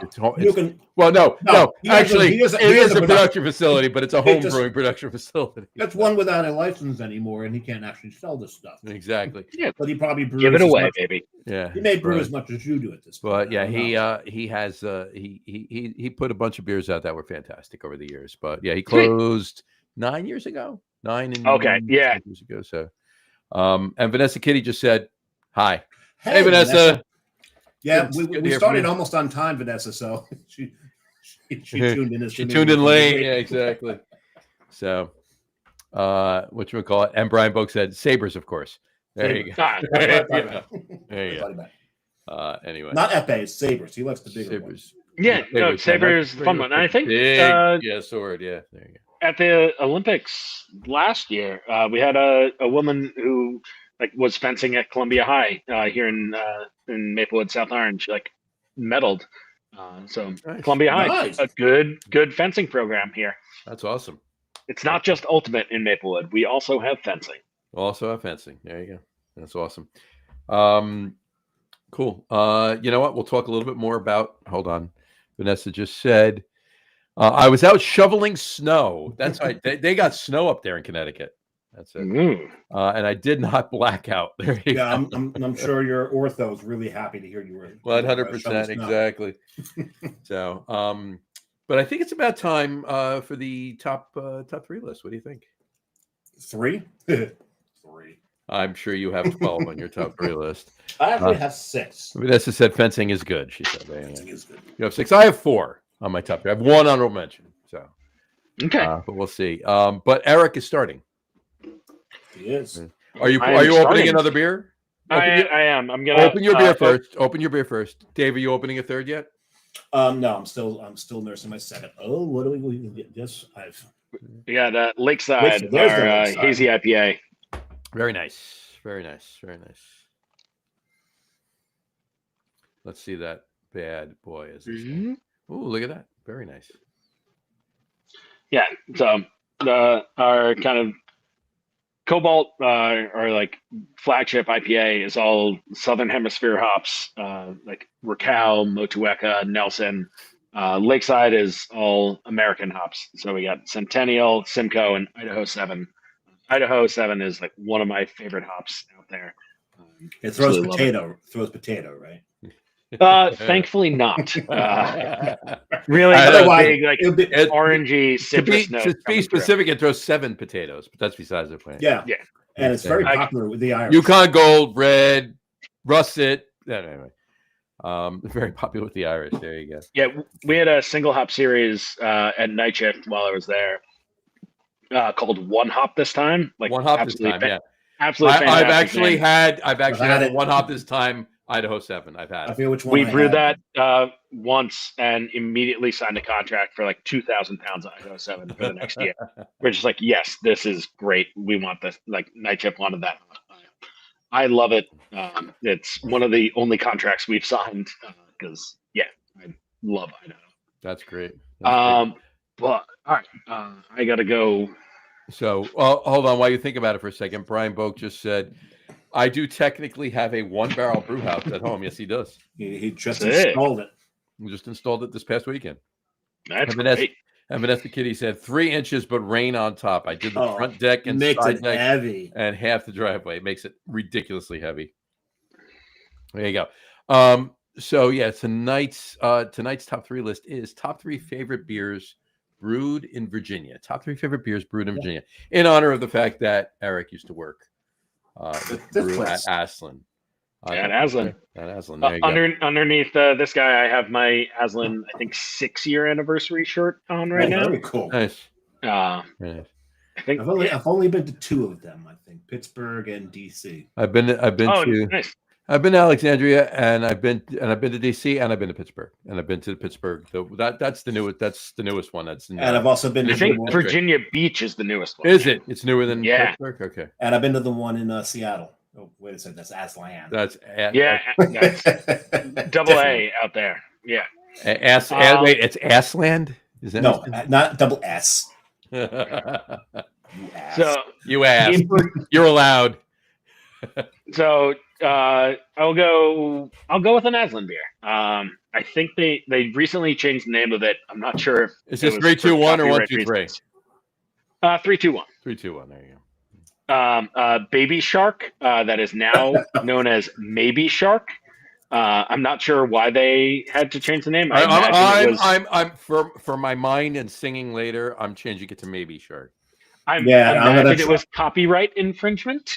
But it's just a really great, simple, like 5.5% IPA, 100% Citra hops. Not trying to reinvent the wheel, just like a really clean, simple, hazy IPA. And the only way to get that song out of your head is to maybe start singing Luca. No, Small World. How do you get that song out of your head? Small World. Oh God, I actually got stuck on Small World. The boat stopped. The music didn't. Right. Been there, done that. And frankly, I forget what comedian said it. I absolutely 100% agree. The best way you want to make that ride more interesting? Give everyone 3 softballs on the way in. I love it. Forget who said that, but yes. That's great. Love it. But Baby Shark was the one Aslan beer. He said it again. Maybe I brought to my wife and I's wedding, and like it's a great, just an absolute great, like all around session-ish IPA, 5.5%, but great. I'm opening number 3. Keep talking. That's all I got for Maybe Shark. Okay, so now number 2. Or was that? Oh, we're not going around. I gotta have all 3 right now. Oh yeah.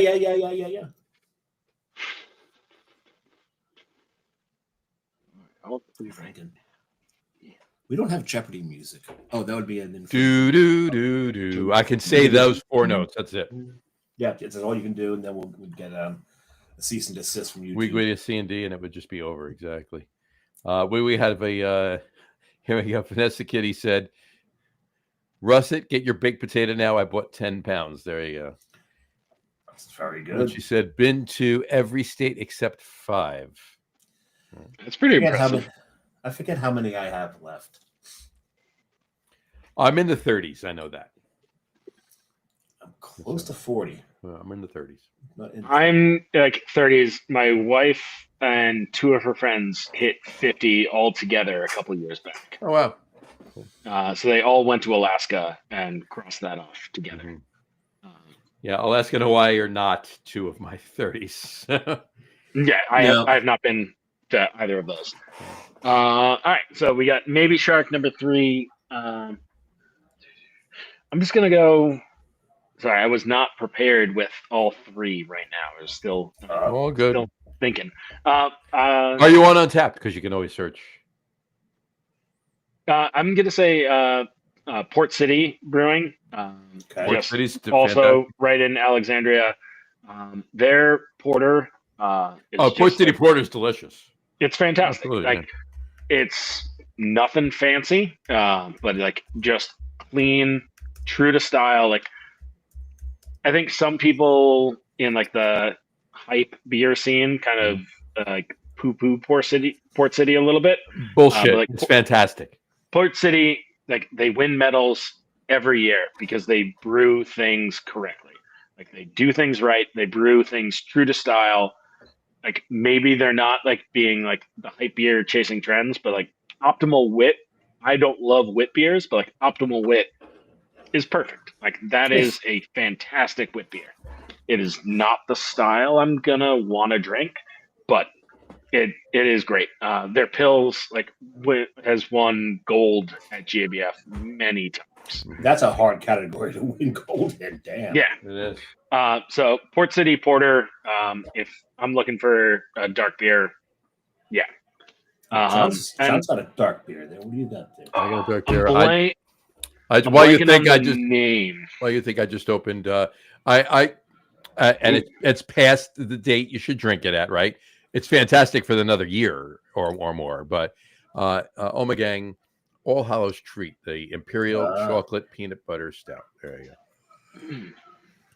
So nice and dark. Gotta love that. Right, dark.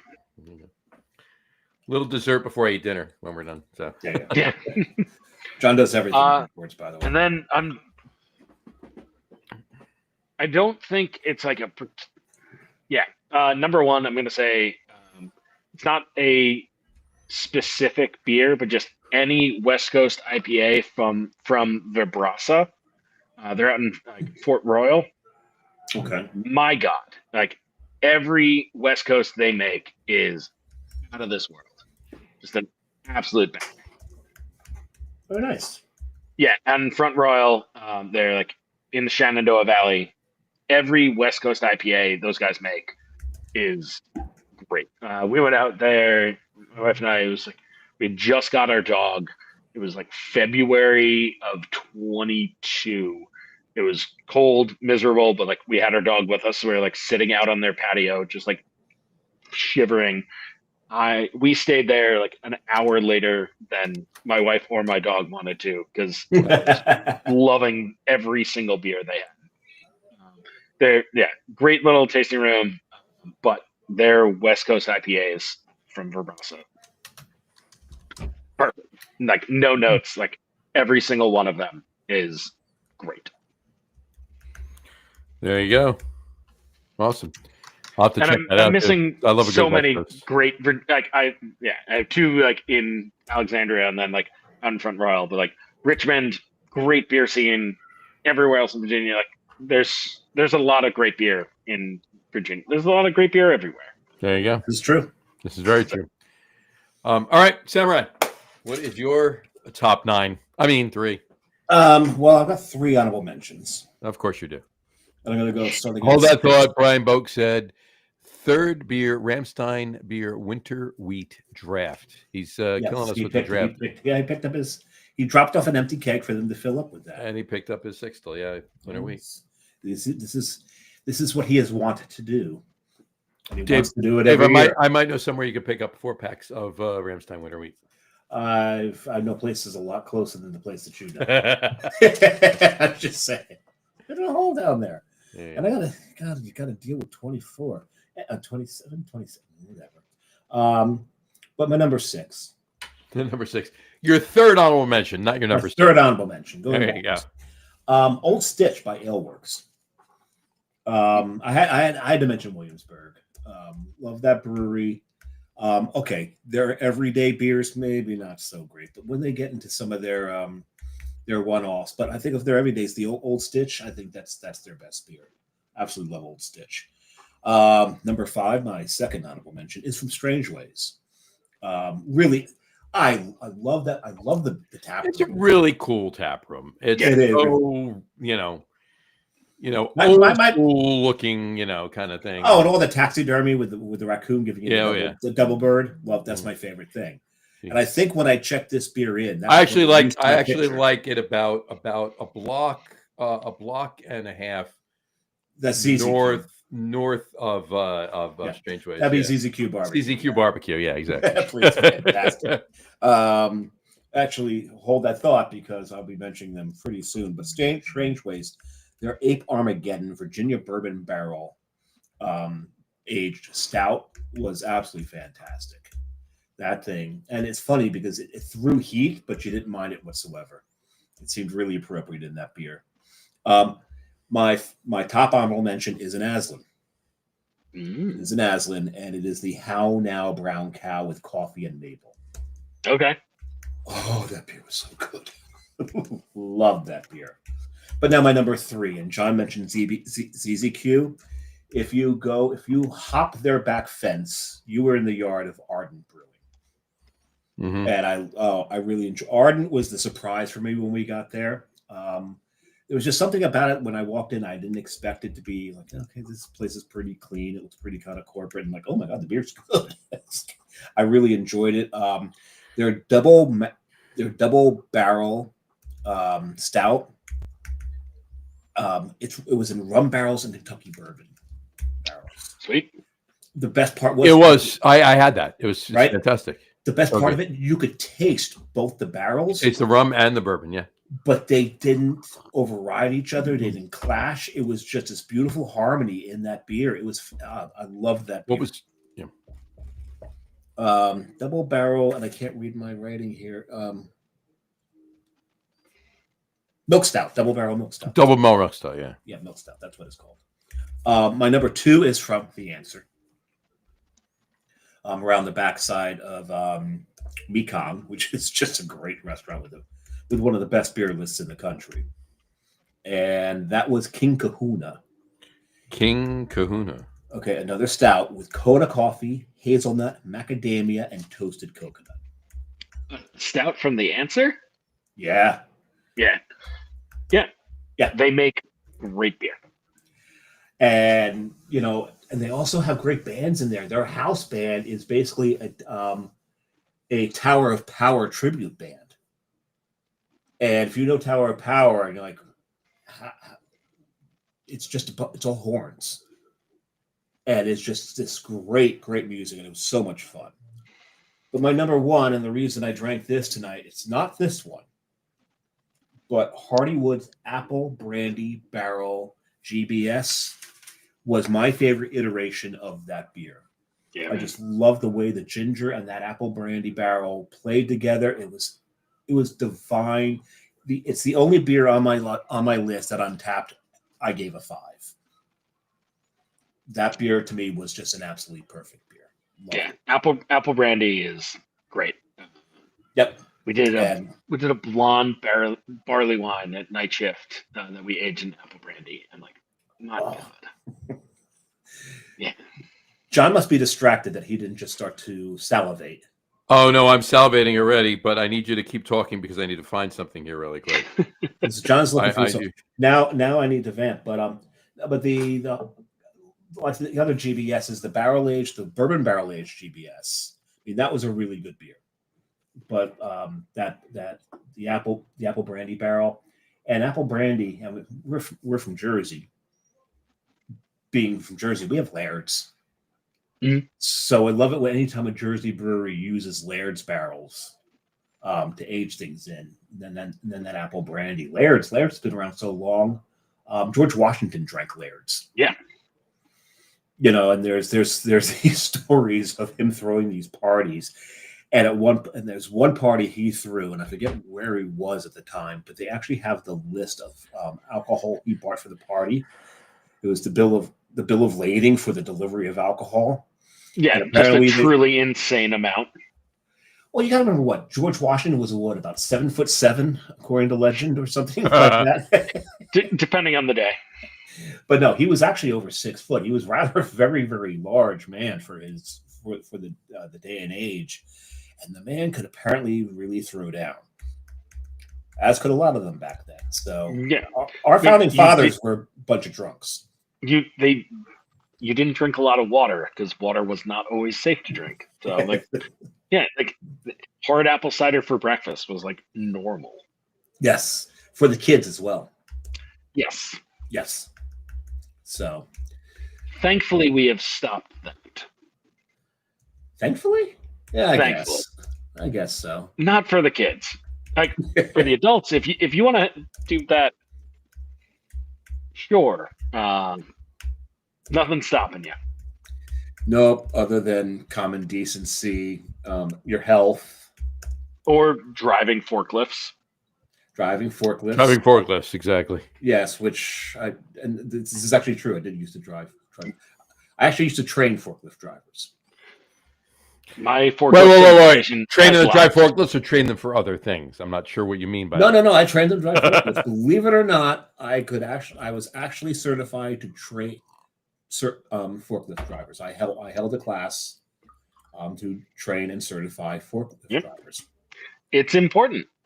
Certification for that is very important. The only pallet I have ever tipped over was before I got certified, and I was just like taught how to drive a forklift. And I spilled the pallet. Literally the next week, night shift, actually brought people in to teach us. They taught you the triangle and the center of gravity of the balance triangle, and there was a slight slope, and I went down that forwards instead of backwards like I should have.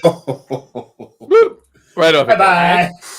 It was like 25, 26. Like I was taught to drive that the week before. I was like, cool, I need to bring this around the building. Let's go. Yeah, thankfully, there it goes. Yeah. There was a truck driver loading up his truck at the Teddy Peanut Butter Factory across the street from that chip. Teddy Peanut Butter is fantastic. He came running over and he was like, "Hey man, I've done this. I've spilled things before. It's gonna be okay." I was freaking out. Oh my God, I'm gonna get fired. Like we lost like 3 cases of beer. Out of the whole thing, you only lost 3 cases of beer? Yeah. That's awesome. Yeah, like everything, a lot of things had to be repacked and like reorganized. Everything had to be reorganized. Like a lot of things had to be put back in 4-packs. But what everybody freaks out about is you drop a case of beer, there's only like 4 or 5 bad cans. Yeah. So you just repack, you move things around. It could be every case can be affected, but you're only losing 3 cases worth of beer. So. Unless it's a whole bunch of cases of glass bottles that's a different story. John's employees dropped while I was in the store. Bottles. I'm so happy. That's a different story. I am past my bottle stage. A little bit of a different story. There you go. Yeah.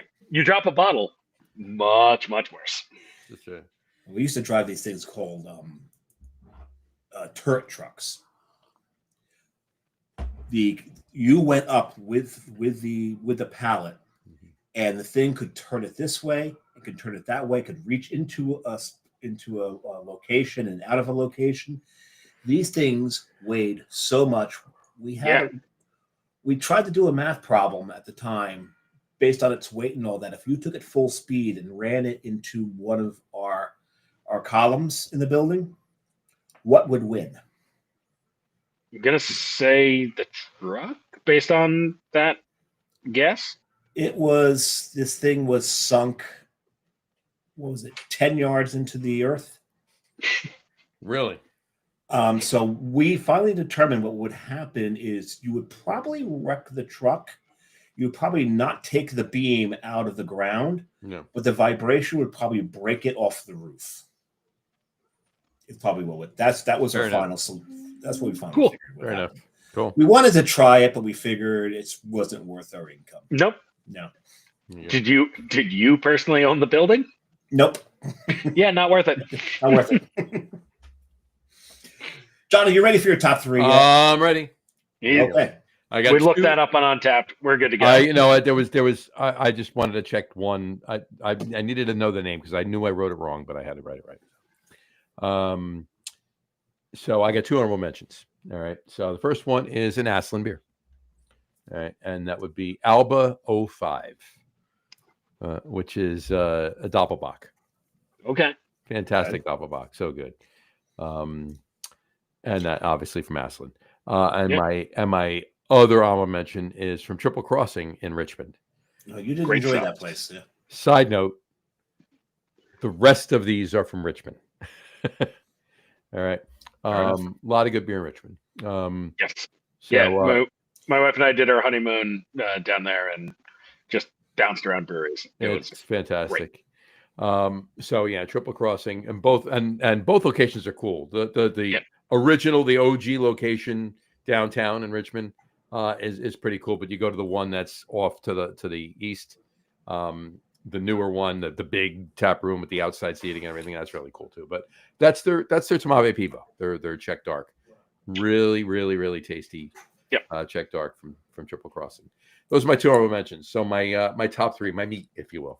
My number three is Kentucky Christmas Morning from Hardywood. Fantastic beer. Same beer I'm drinking, just aged in bourbon barrels. Right. Exactly. Yeah, exactly. What you're drinking, but I'm on. And it's funny because now that it's warmed up, the ginger has really, really, really taken over, and it's gotten almost soap like. Yeah. Well, the barrels mellow that out. Yeah. Yeah. So that's my number three. My number two is from downtown as well, not too far away from Triple Crossing. In fact, diagonally across the street on the side street from the Edgar Allan Poe House. Especially about exactly 152 steps. I never measured the steps in my. I was wondering how detailed you're going to get. Not really. Yeah. That would be from Rich Brow, and that's their dipped in folly. It's their rye barrel aged vanilla imperial stout. Oh, yeah. What about that do I not like, Dave? I think everything. Yeah. The rye, it's fantastic. All they need to do is add maple and. They have maple, and I'm good to go. He would have moved in. Exactly. Fantastic beer. Really. And Rich Brow, I mean, have you had much Rich Brow? Have you been to Rich Brow? No, that is one that somehow missed our radar. You know what? It missed mine the very first time I went to Richmond.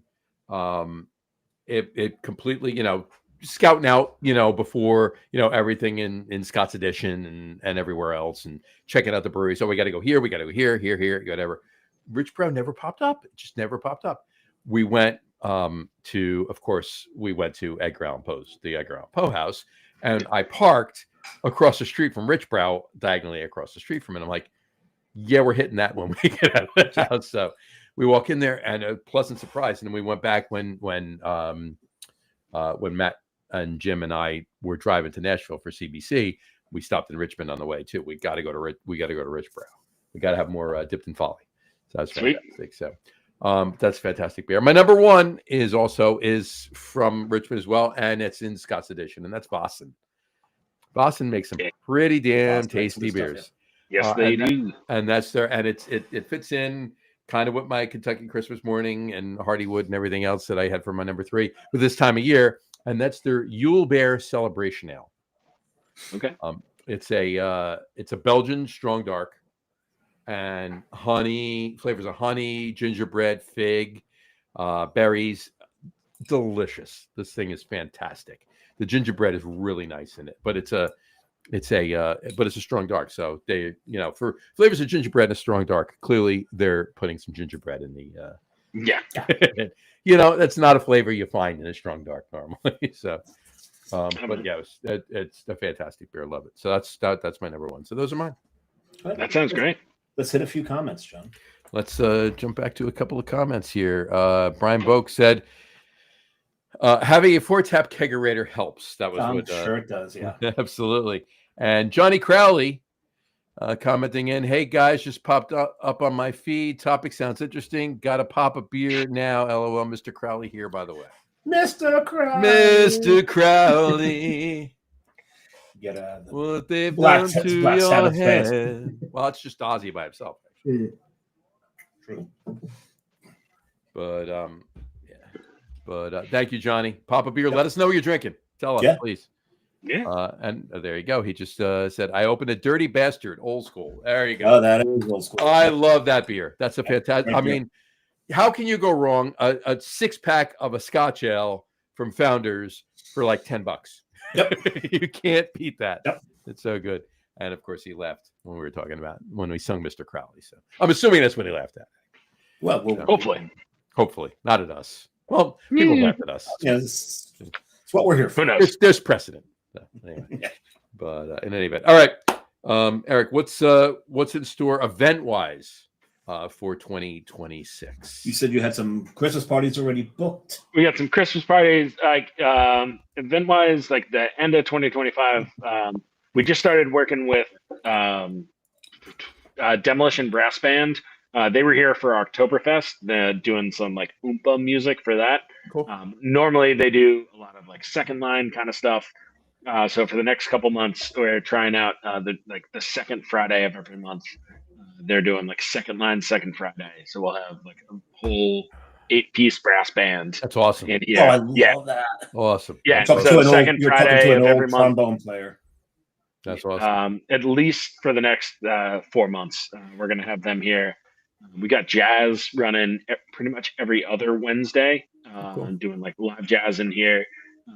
Joe Rizzolo does him and his trio like play for the first hour, and then it's like an open set. Whoever comes in, old school like bebop kind of BGO kind of stuff, or is it? It's kind of it covers the gamut kind of thing. Depending on who comes. Like we've definitely got some people who definitely are like super old school, like bebop-y. Mm-hmm. And if like we got a bebop singer who wants to sing, like they play more of that stuff. Nice. But it's fun. We get like a whole group of like characters, and we had a high school kid playing drums, and just absolutely crushing it. Like came in and was like, "Am I allowed to be here?" I was like, "Yes, you can't drink, but like you are more than welcome to like come listen to jazz and hang out, and then like jump behind the drum kit and go, Buddy Richard." Yeah, nice. Yeah, just like blew us all away. So we got and then on the 20th of December, we're doing like a pop-up holiday market. A couple of our bartenders, like their side projects, we have Brews and Chews, doing like dog and beer themed kind of stuff. Mm-hmm. Selling, they have like dog treats, bandanas, a whole bunch of other like merch. Then we got a couple other vendors coming through, and then the end of the night, we have a Grateful Dead cover band, the Deadful Greats. The Deadful Greats. That's great. Yeah, love it. They're playing on December 20th. But yeah, we're trying to like. It's like the constant thing for every brewery is like trying to find something to get people in the door. Like once people are here, I know they're gonna love our beer. Like that is the one thing. Like when we were talking about building out Pallet, they're like, "What are you nervous about?" I was like, "I am not nervous about making good beer. Like that is the thing I know how to do." Okay, got a pretty good pedigree. So we just gotta like constantly try to find ways to get people in the door. Once they're here, they're gonna have a great time. Yeah. They're gonna drink some really good beer, and they're gonna be happy. So yeah, we're trying to do a lot of events to get people in the door, and then they're gonna have a good time. Awesome. That's great. I was gonna say, Johnny Crowley commented. He said, "Love you guys. Awesome. Yeah, Johnny, thank you. Too, Johnny. We appreciate it. Imagine Thank you it's so more much. towards the two of you, but I'll take it as well. Take it. It's the three of us. It's there you go. That's awesome. So, and then looking forward into 2026. Yeah. Anything you're any beer fest you're going to attend? Any off-prem stuff? Any other things that hasn't been already mentioned that you're going to be doing? Or might there be some stuff you're thinking about doing, or things in the works? There's stuff we're trying to do. We did not go to any beer fest this year. That is definitely like on our radar. Something to do for next year. Quite frankly, I did not have the time to be doing anything. Well, might I suggest if have you ever been to the Atlantic City Beer Music Festival? I have not. No. Okay. I would suggest getting a booth and pouring at the Atlantic City Beer Music Festival this year because it's the last time that they're going to have the Atlantic City Beer Music Festival. Oh, they're shutting it down after this one? This is the swan song. This is it. Wait, then we will be there. It is the 20th anniversary beer. So it's the 21st. It's the 20th one they've had because they didn't do one during COVID. Yeah. And it's the 20th anniversary they started in 2006 was the first one. All right. Yeah, then we will definitely be there for that. Yeah, absolutely. We will be as well. John might be able to talk to a guy. I can talk to a guy for you. Yeah. Well, I'm gonna try to tap into some of my brewing connections. We'd love to do some out of state festivals as well. To try to get our name out there and can be done. Absolutely. And also it's fun hanging out with friends. That's what this is all about. Yeah, my wife and I went down for a long weekend down to Asheville, North Carolina. Got to see one of my buddies, Vince, who was the guy who kind of trained me how to brew at night shift. Now he runs Dissolver Brewing down there. Love Dissolver. Yeah, what a love great Dissolver. And it was great. Really cool space. Yeah, really cool spot. They got Dissolver, they got Vowel next door doing their cocktail and wine program. A really fun little space. And I so wanted that shirt when I was there, but apparently all the fat guys had shown up and bought all the shirts. I know. I was one of them. Yeah. But you know what though? I mean, there's so few breweries in Asheville though. Yeah, so few. There were 10 breweries within a 10-minute walk of where we were staying. Yeah. 2 Wicked Weed locations within a 5-minute walk of where we were. Wicked Weed. I wonder if you stayed in the same exact place I stayed, because I was dead center of going uptown and then going down the slope. We stayed down on Henderson Boulevard all the way down by. We stayed down by near the Biltmore. In that area. So we drove up the South Slope whenever we were there. Both times. I've been there twice, but this is my first time down there. Absolutely fantastic. Yeah. What's the one brewery that's downstairs, right on the one street? Small Planet. No, it's what was it called? I'll think of it. Eric, keep talking. Say what you're going to say. Yeah. No, just an absolutely fantastic little trip. Insane beer and so many breweries. That was the one thing that we really loved. Is every place we went that wasn't a brewery, it was mostly local stuff on tap, and that is the one thing. One world. That's the one I told you not to miss, right? Yeah, you told me that. Yeah. Talking to other people in New Jersey, it's that's the big thing that kind of separates New Jersey from a lot of states, is that New Jersey bars and restaurants don't carry as many New Jersey beers as other places carry their local stuff. 100%. And we went to this one spot for brunch. Every beer was a North Carolina beer. 100%. As it should be. Cool. And we some of our best accounts that order a keg a week. We are the one of 2 craft accounts on there. Everything else is a big macro. So that's a reason for that. As you fly into EWR, you can see it out the window. There's a eagle flying above it. electronically. And that's the home of the Restaurant Association. I mean, Anheuser-Busch. Yes. Nothing bad to say about the big boys. All the brewers who work Oh, we've there. had us. We've got plenty of things to say bad about the big Give boys. it us. We'll do it. Yeah, I will say the people who work there know their shit. No, inside out. absolutely. We a good friend of ours used to work there. Absolutely.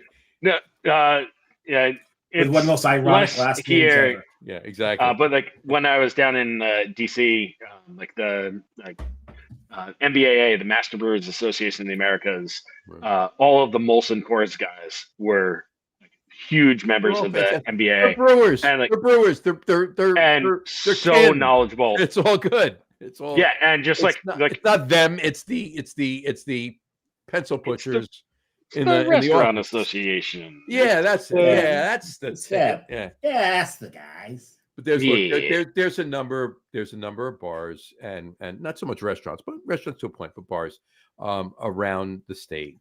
Clearly not anywhere near as many as we'd all love, but there are a good number of them that embrace local craft. Yes, and that's where you need to put the beer. And that's and they'll be more than happy to bring in good local beer. Yeah. All right. Any we're approaching the 2-hour mark, so this is fantastic. Great show. Any parting words for our listeners with what you have? Anything that hasn't been mentioned yet. Sorry, looking off at our tap list. Look for it. Look at it. Yeah, go for it. Read it off if you want. Have at it. No, like come down this week and drink. Go ahead. Drink good local beer. If you have never been to Pallet, come on by. We've got a bunch of stuff constantly happening. Excuse me. Ooh, too many beers and burps. Check our website. Check our website, palletbrewing.com. Check our Instagram, Pallet Brewing. We've got a bunch of bands coming up. Second Line Friday, next Friday is going to be so much fun.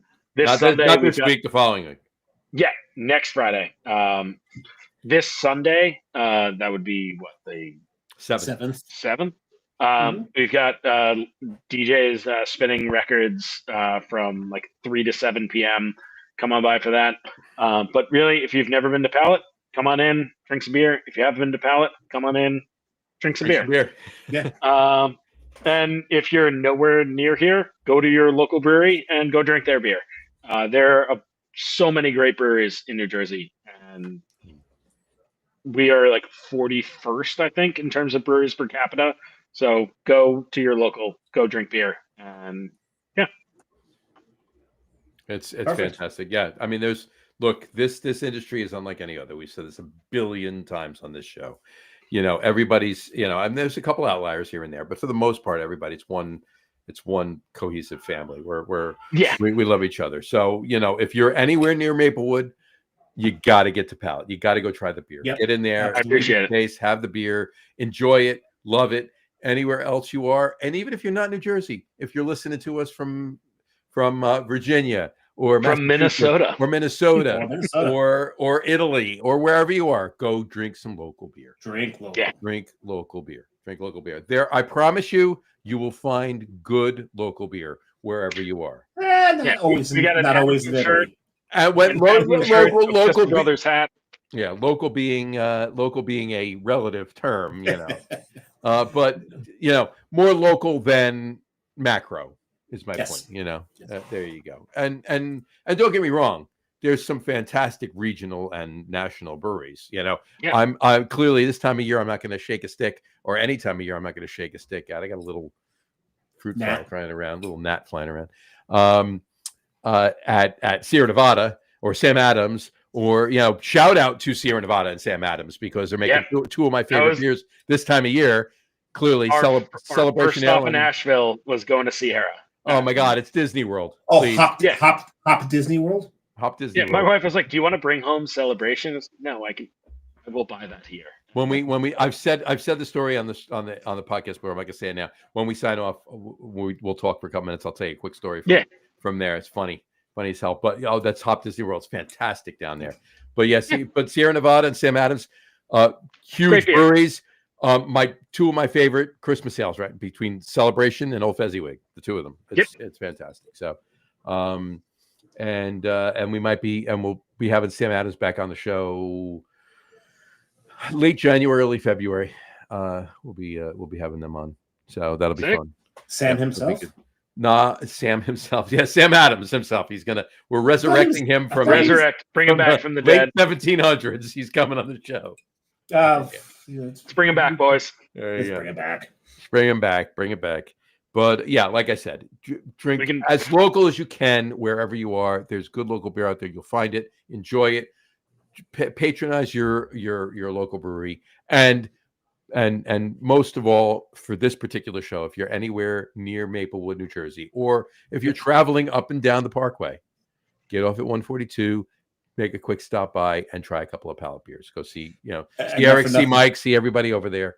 And, I appreciate it. Absolutely. Yeah. And not for nothing, I'm loving Johnny's style here. Put up Johnny's last comment. You got it. He went from founders. Well, the second to last comment now. You got it. Well, first of all, let me throw up really quick. Brian Boak said, "Last beer, Lost Colony." We still have some Lost Colony left. I thought he still has some Lost Colony. He drank. He didn't. He's got a bet. And Johnny Crowley said, "Celebration beer is next." So Founders and Sierra. Love his style. That's Founders, Sierra. Awesome. And then he said, "Old Fezziwig, very nice too. Wish they made a higher ABV version." You're not wrong. I do too. But Old Fezzi's fantastic. I love it. Yeah. So. Love it every year. Running down now. It's getting slim pickings now, but I love the fact that the last 3 years they actually released Old Fezziwig on its own.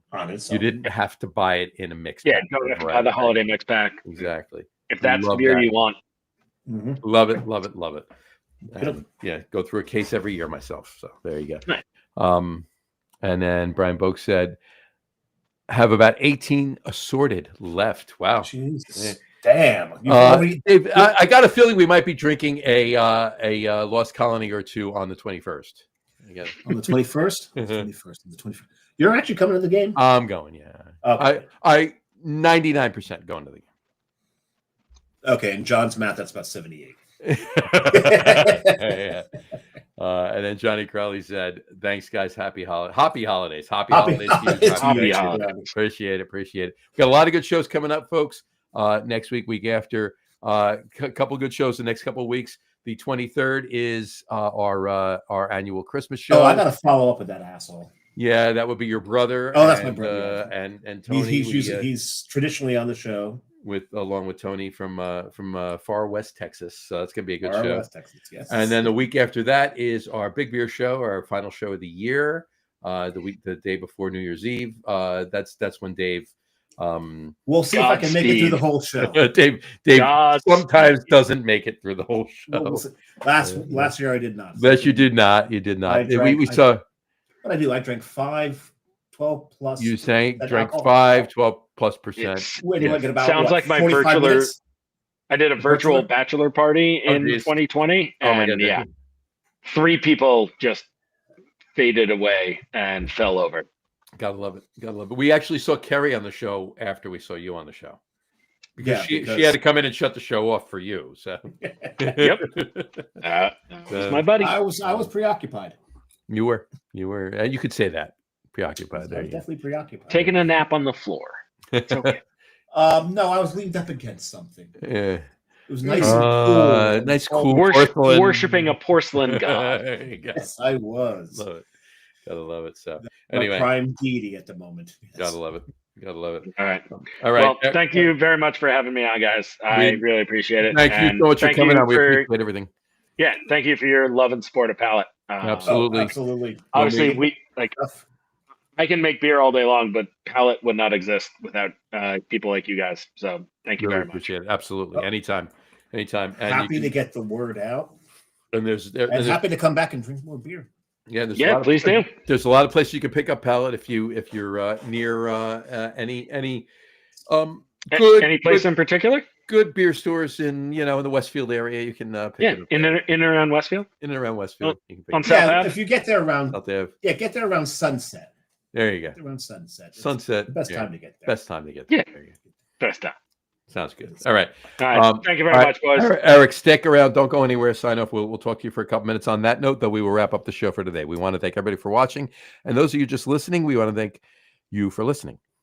Don't forget to visit our website, www.logroom.com. That's LAGERROOM.com. And please remember, like us and follow us on all of our social media, Facebook, Twitter, Instagram, and of course, our YouTube channel. All of them are at The Log Room. Remember, we go live with the video podcast on Facebook, YouTube, X. I said Twitter before, but it's X, and Twitch every Tuesday night around 6:30 p.m. Eastern Time. And for those of you who just want to listen to the audio podcast, you can do so on our audio host, Spreaker, as well as iHeartRadio, Apple Podcasts, Spotify, Odyssey, Audible, Pandora, Amazon Music, iTunes Music, YouTube Music, TuneIn, Podcast Addict, Castbox, Deezer, Podchaser, Listen Notes. Pretty much anywhere you can find an audio podcast, you will find the Log Room Guys Craft Beer Podcast. And if you haven't done so already, please subscribe to one or more of those feeds, and you will never miss a show. Again, thanks for following along with us. Have a great rest of your week. Have a wonderful weekend. Eric, once again, thank you so much for coming on the show. I really appreciate it. Thanks for having me. Absolutely. 7-6. I thought I was at least an 8 on that one. Oh, you had one major flub right at the beginning. What was the major flub? I don't remember, but I remember. You don't remember? Oh, there's a full point deduction. Oh, I did not have any flub. It was ridiculous. You had a full point That does not. You're wrong. You're wrong. You got to go back to the tape. We'll go back to the tape. Go back to the tape. Anyway, Eric, once again, thanks for coming on. Really appreciate it. The beer's fantastic. Yeah, absolutely. People Thank get you. there, have some Pallet Get Brewing. there. If you see it on a local tap, get it. If you're driving up the Parkway, get off 142, get over there, have a couple. Go see Eric, go see Mike, go see the guys over there, go see everybody over there. But walk up the road, get a pizza. walk up the road, get a pizza, bring it back. Absolutely. Get some pizza, get a pasta, get a sandwich. Absolutely. Spicy Italian.